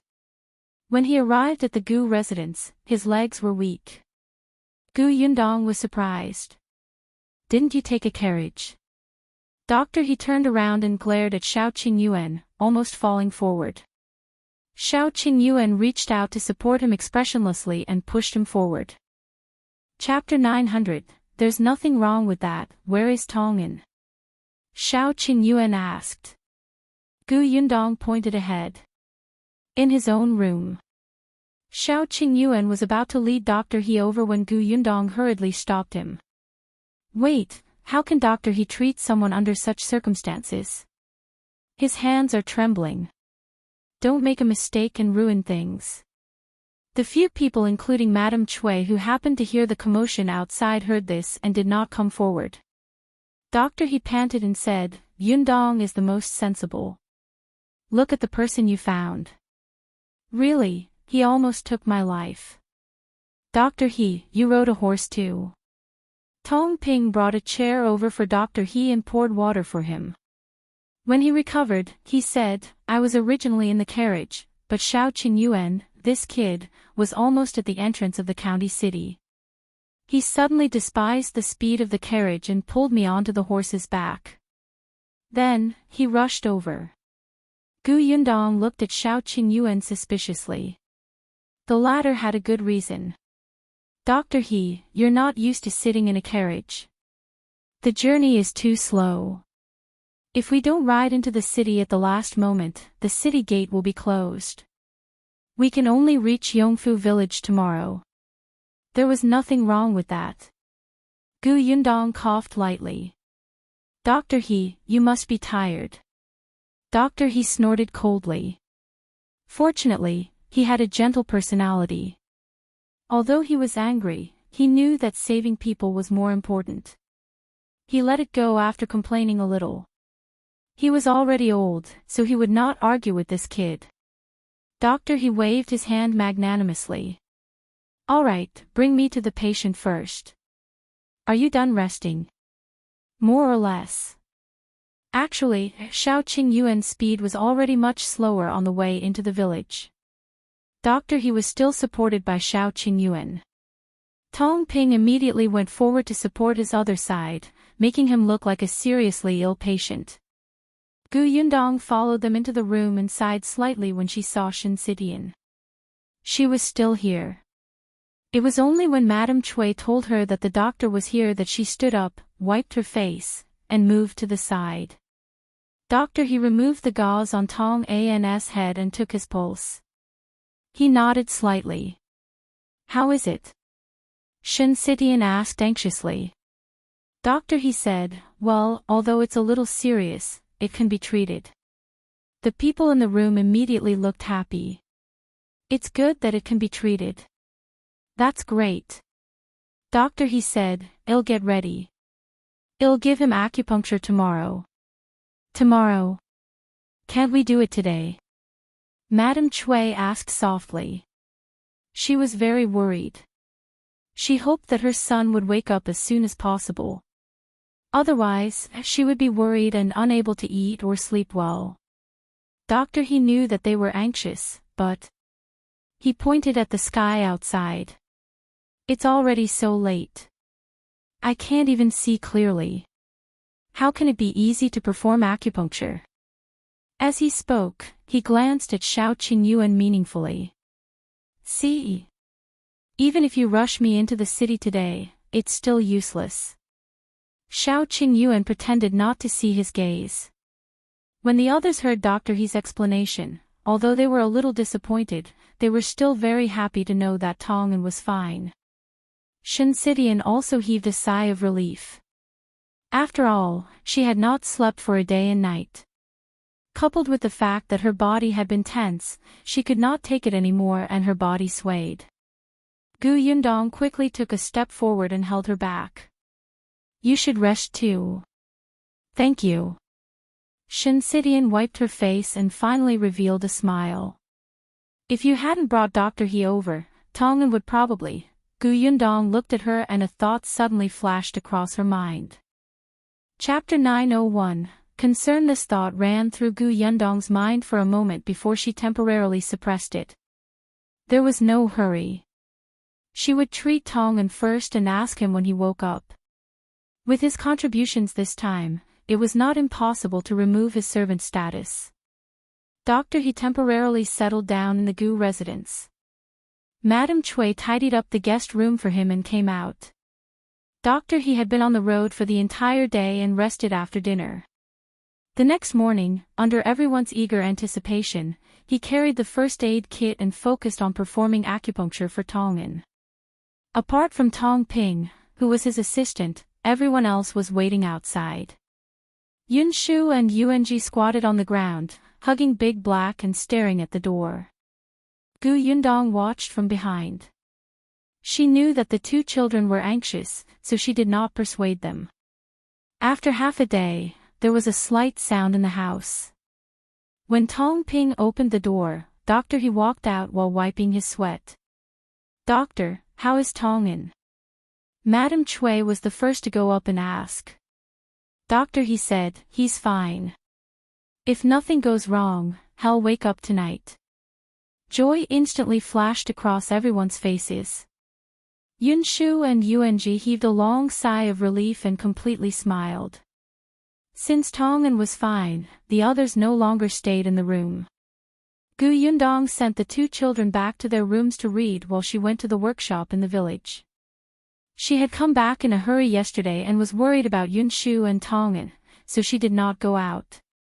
Now, Tong'an was in charge of the workshop. Since he was unconscious, she naturally had to go and take a look. There were more than 100 workers in the workshop now. Ever since they recruited 50 long-term workers last time, the workshop had become much livelier.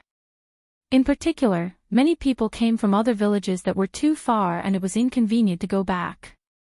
The row of dormitories behind the workshop was used.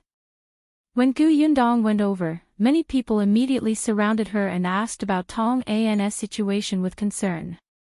Boss, is Steward Tong alright? Boss, have you caught the perpetrator? Boss, if there's anything you need our help with, just tell us. Most of the people who asked questions were the long-term workers from before. They were more familiar with her and dared to speak in front of her. Although the people who came later were also concerned, they still stood a distance away. Yundong answered the questions one by one. She watched as everyone in the workshop worked in an orderly manner. Even though Tong'an was not around, no one seemed to be slacking off. It seemed that Tong'an had indeed managed it very well. After walking past the jam area, Yundong went to the dried fruits area. Finally, she arrived at the sugar production room. Since the sugar cane matured this year, the production of white sugar was naturally on the agenda. This time, she did not do it herself, nor did she leave the last step in the Gu family's backyard. In the beginning, Yundong had estimated that the production of white sugar could be monopolized for 2 to 3 years. After that, it would definitely become more and more common. Now that the imperial court was controlling it, no one dared to brazenly sell white sugar. However, Wenzheng had told her that there were already people in the capital who had secretly made them. It was just that under the emperor's nose, these people would only use them for themselves and would not dare to sell them. The emperor would turn a blind eye to such small actions.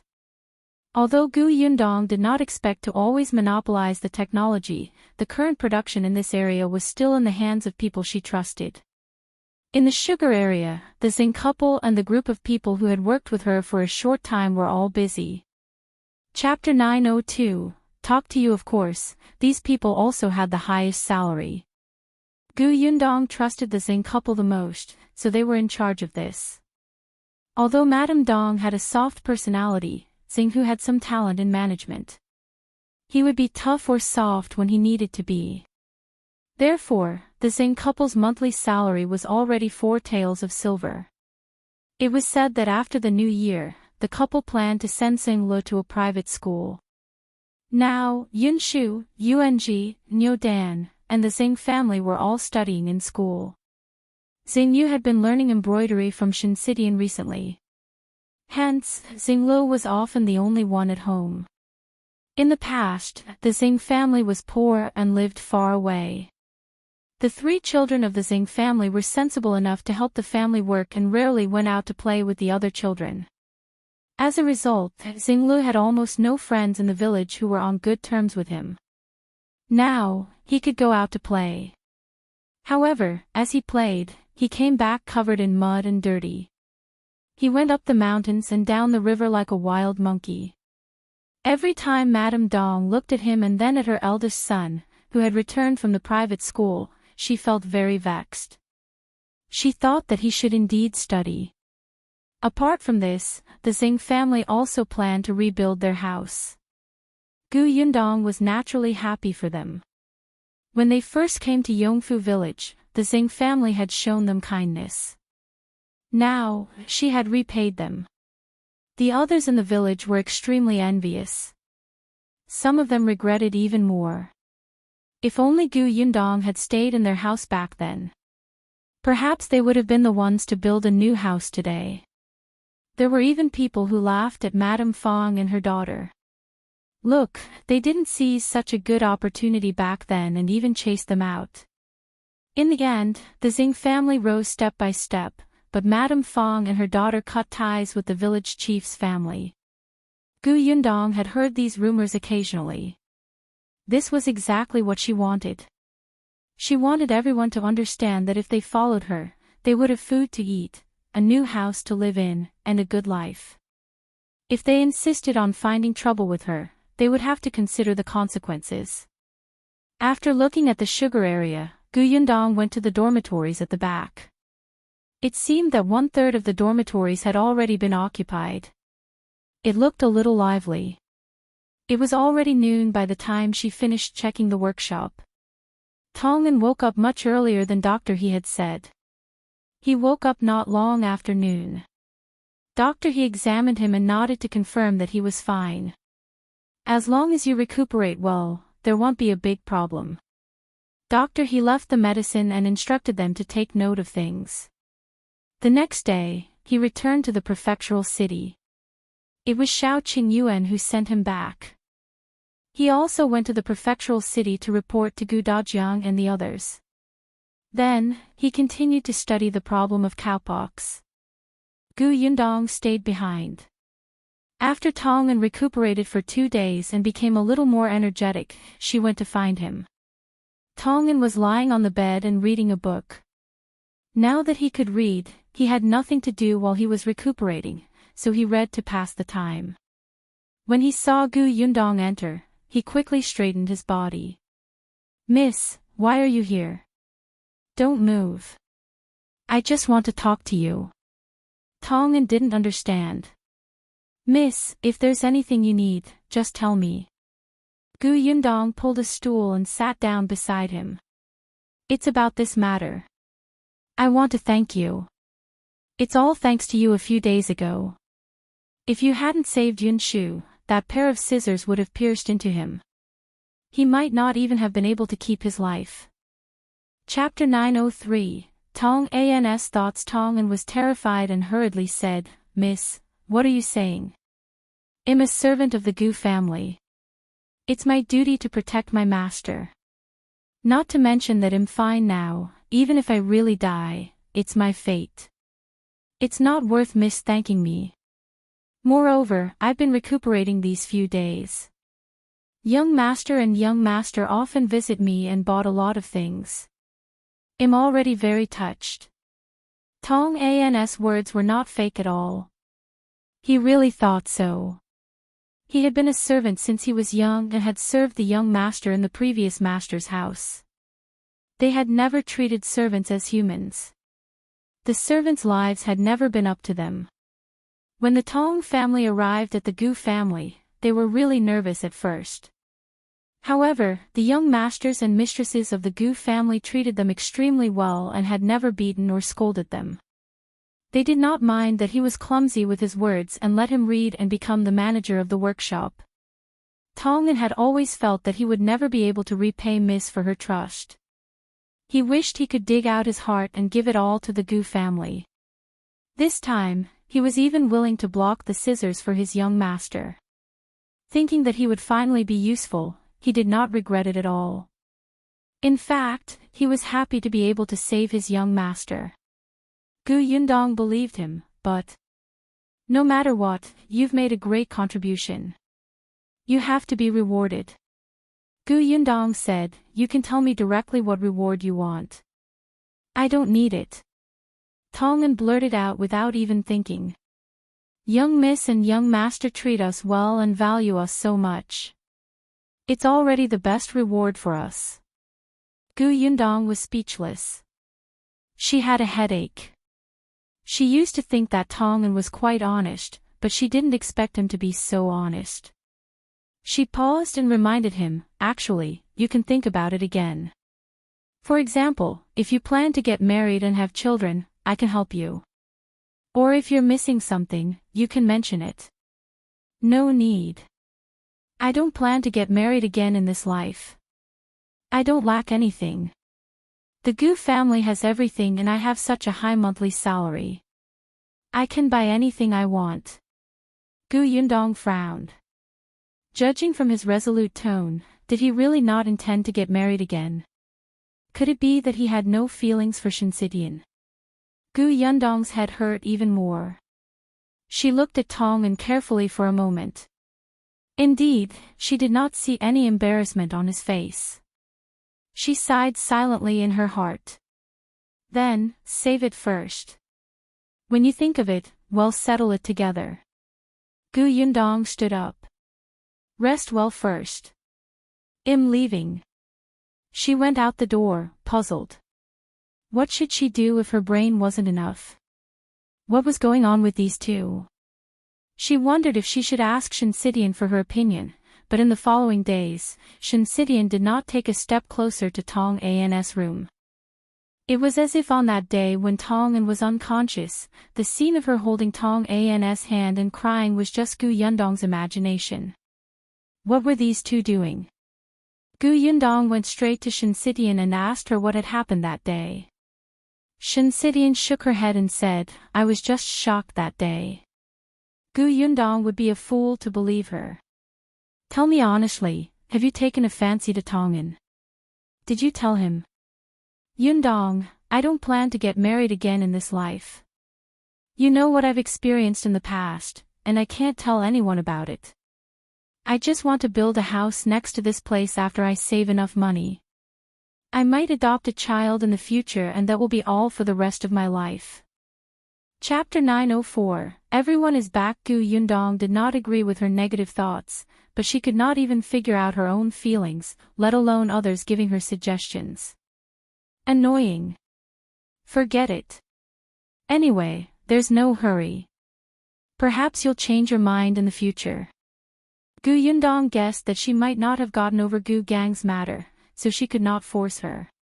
Anyway, I'm always here when you need me. Yes, thank you. Shinsidian smiled very easily. It's my greatest blessing to have you as my friend. Gu Yundong did not interfere in this matter anymore. She would let nature take its course. She was very busy for the next few days. Tong was recuperating, Qiuyue was looking for a way to treat smallpox, and Gu Yundong had to manage the workshop. She also took the time to buy dozens of acres of orchard.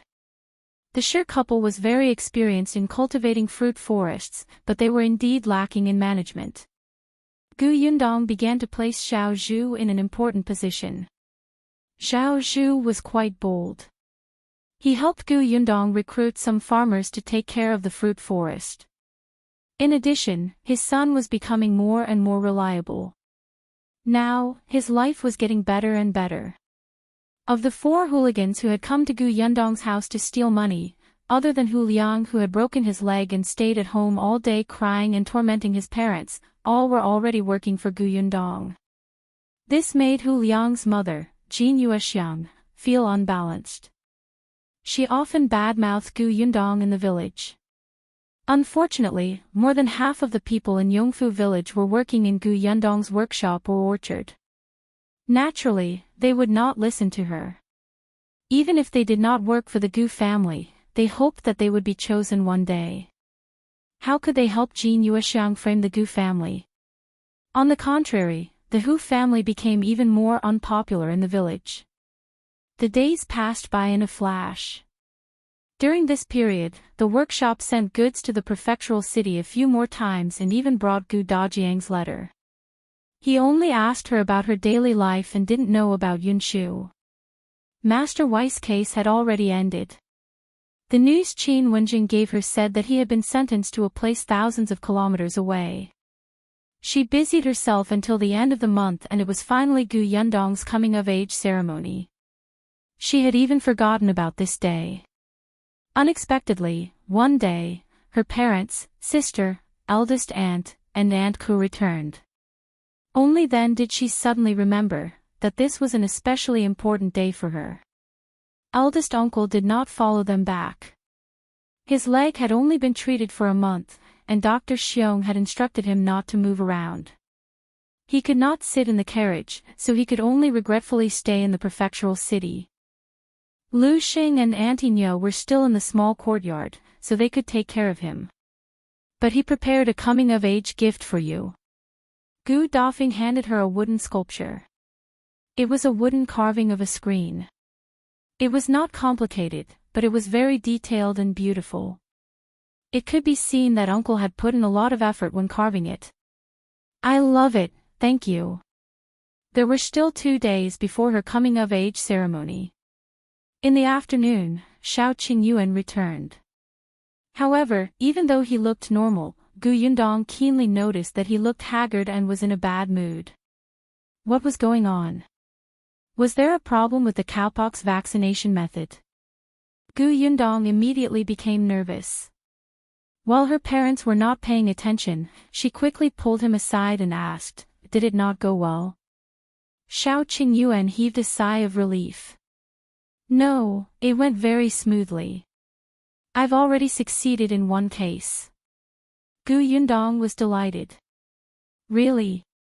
You really succeeded? Isn't that great?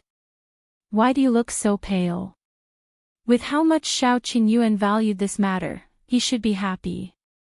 If you find any errors, ads pop up, ads redirect, broken links, non-standard content, etc., please let us know to report so we can fix it as soon as possible.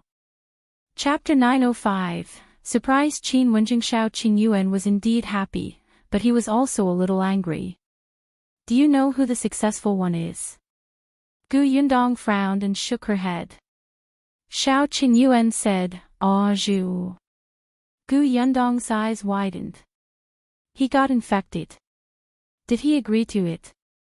It's not just that. Xiao Qingyuan sneered. He got cowpox himself. After he recovered, he got smallpox. Gu Yundong was speechless.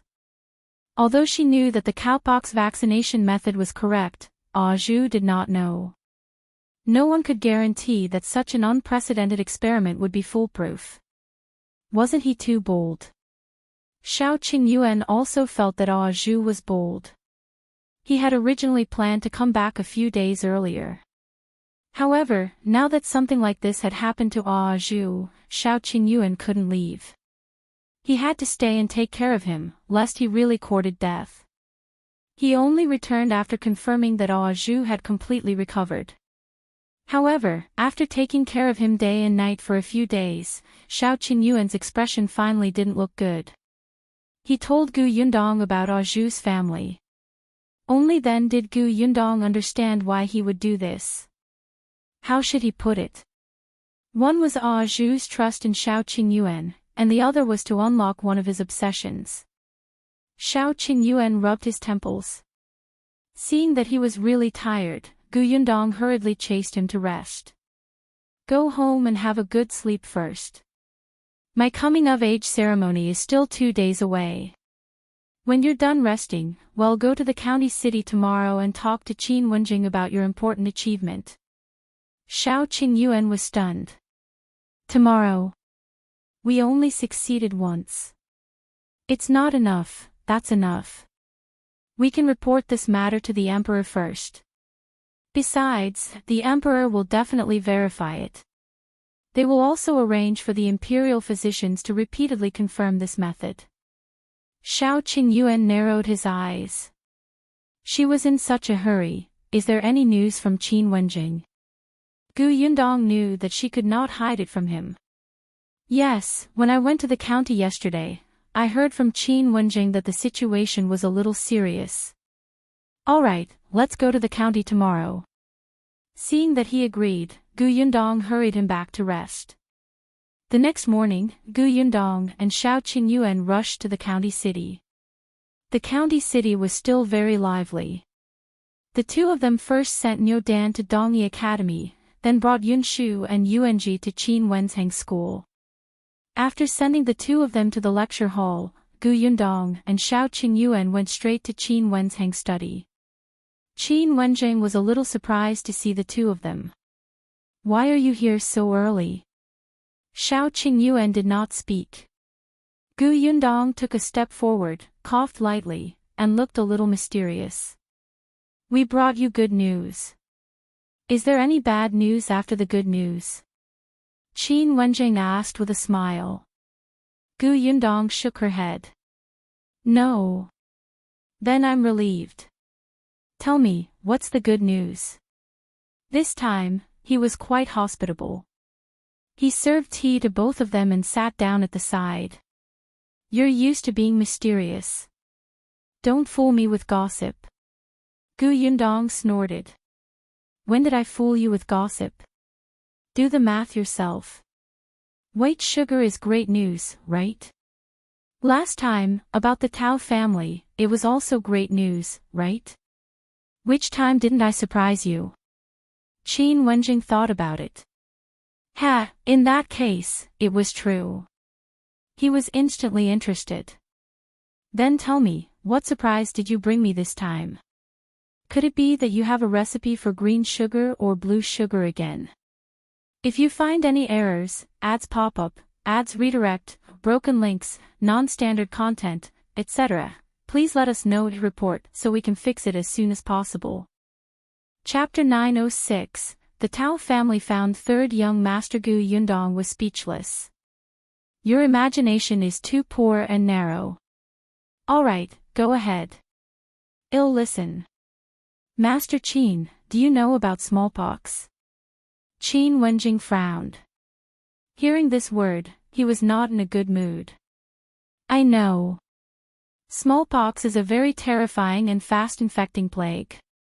Since ancient times, countless people have died from smallpox. 2 young geniuses from the previous dynasty died because of it. It's a huge pity.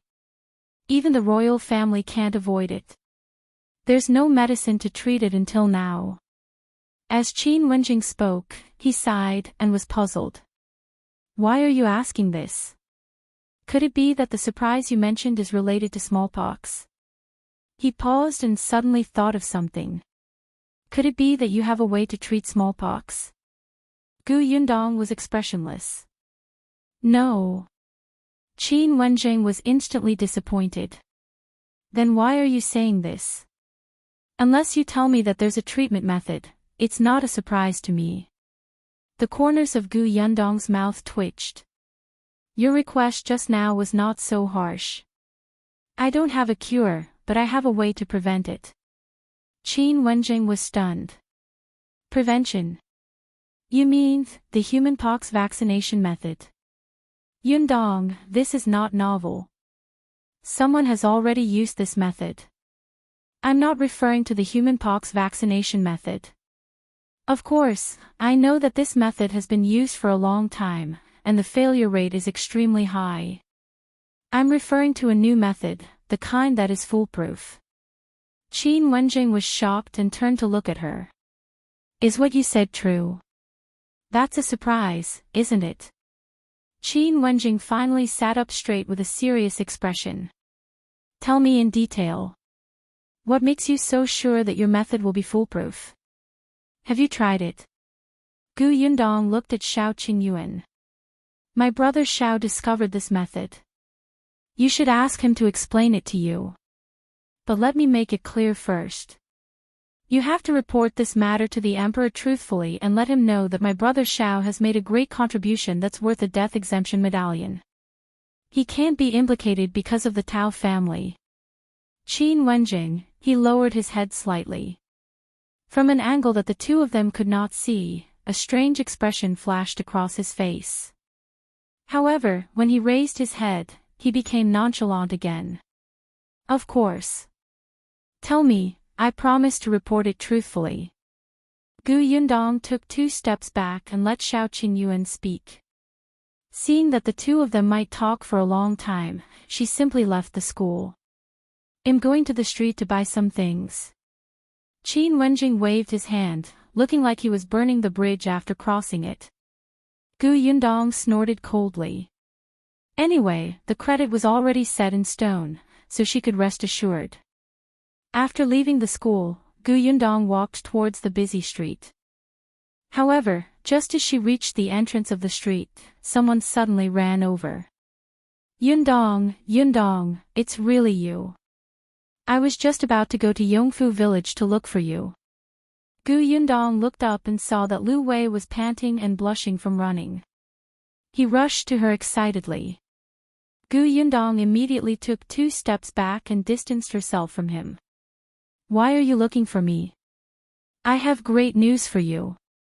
Lu Wei's eyes were shining, and it was obvious that he was gloating. You have news too. Yundong raised her eyebrows. Tell me. Let me tell you. The Tao family's eldest young master, Tao Feng, has found his biological brother, the 3rd young master Tao, who was sent out since he was young. Yundong, who are you talking about? If you find any errors, ads pop up, ads redirect, broken links, non-standard content, etc., please let us know to report so we can fix it as soon as possible. Chapter 907, 3rd Young Master Tao is someone else. Yundong felt that she must have been hallucinating. She tugged at her ears and asked again. What did you just say? Who found who?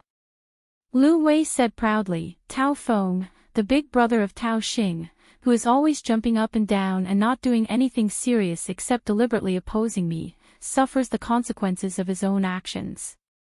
He found the 3rd young master of the Tao family. Oh, right, you might not know that the Tao family still has the 3rd young master. He quickly cleared his throat and tried his best to share the gossip with her. Let me tell you, the Tao family originally had 3 sons. Tao Feng was the eldest. He and 3rd brother were born by Master Tao's first wife. Tao Xing was born by the current Mrs. Tao. Mrs. Tao used to be a concubine, but Master Tao doted on his concubine and killed his wife. Soon after the first wife died, the concubine became the new wife. Therefore, all these years, Tao Feng's life at home has been especially difficult. However, his 3rd brother was kidnapped since he was young. Yundong was in a daze. Wasn't the 3rd young master of the Tao family Qiuyue? At this moment, Qiuyue was still explaining the cowpox vaccination method to Wenzheng. Why was Tao Feng looking for him? Kidnapped. Yundong was stunned by the word. She suddenly raised her head and looked at Lu Wei. Did you just say kidnapped? 3rd young master Tao was kidnapped. I think so, but this was said by Tao Feng. I don't know the exact situation. Lu Wei lowered his voice and said mysteriously, but when my father told me about this, he kept it a secret and looked like there was something else going on. I think it's definitely not as simple as kidnapping. Perhaps it's because Tao Xing's mother harmed him. How pitiful. Gu Yundong slowly took a deep breath. When was the third young master of the Tao family found? Yesterday morning, but I only got the news today. Lu Wei was a little regretful. I heard that the Tao family was very lively for a while. Mrs. Tao was determined not to let Tao Yan in. Even Master Tao and old Madam Tao didn't agree. It's also very strange. Tao Yan has been kidnapped for so many years. It wasn't easy to find him. Shouldn't they be crying tears of joy? Why is everyone's reaction so big? It's as if they've seen a ghost. Gu Yundong pursed her lips and suddenly turned around. Lu Wei was stunned and hurriedly followed. Hey, where are you going? I haven't finished speaking. Gu Yundong walked faster and faster until she started to run. Lu Wei chased after her for a while. He was in such a hurry that he stumbled. Just as he was blaming himself for eating too much recently and gaining weight, he looked up and saw that Gu Yundong had disappeared. Why did you run so fast? It wasn't easy for me to gossip with you, but you didn't stay and laugh with me. Are we still friends? Unable to catch up, Lu Wei gave up in the end. However, Gu Yundong quickly returned to Qin Wenzheng school. Before she could enter, she saw Xiao Qingyuan walk out. She rushed to him and asked, "Are you guys done?" "We're done." Xiao Qingyuan was a man of few words. His explanation was simple and straightforward. As for the specific data, he directly wrote it down in his notebook and handed it to Qin Wenjing to read it himself. After all, Qin Wenjing was not a doctor, so he could not ask any professional questions. In any case, it was enough for him to know that the cowpox vaccination method was feasible and had a very high success rate. Therefore, Xiao Qingyuan came out to look for Gu Yundong. If you find any errors, ads pop up, ads redirect, broken links, non-standard content, etc., please let us know to report so we can fix it as soon as possible. Chapter 908, Old Manly lied to him again, but why did she look so anxious when he saw her now, as if something big had happened? Gu Yundong gritted her teeth. Wasn't something big going on? She grabbed Xiao Qingyuan's hand and walked in again. She strode towards Qin Wenzheng's study and suddenly pushed open the door. Qin Wenjing was reading the notebook that Xiao Qingyuan had given him.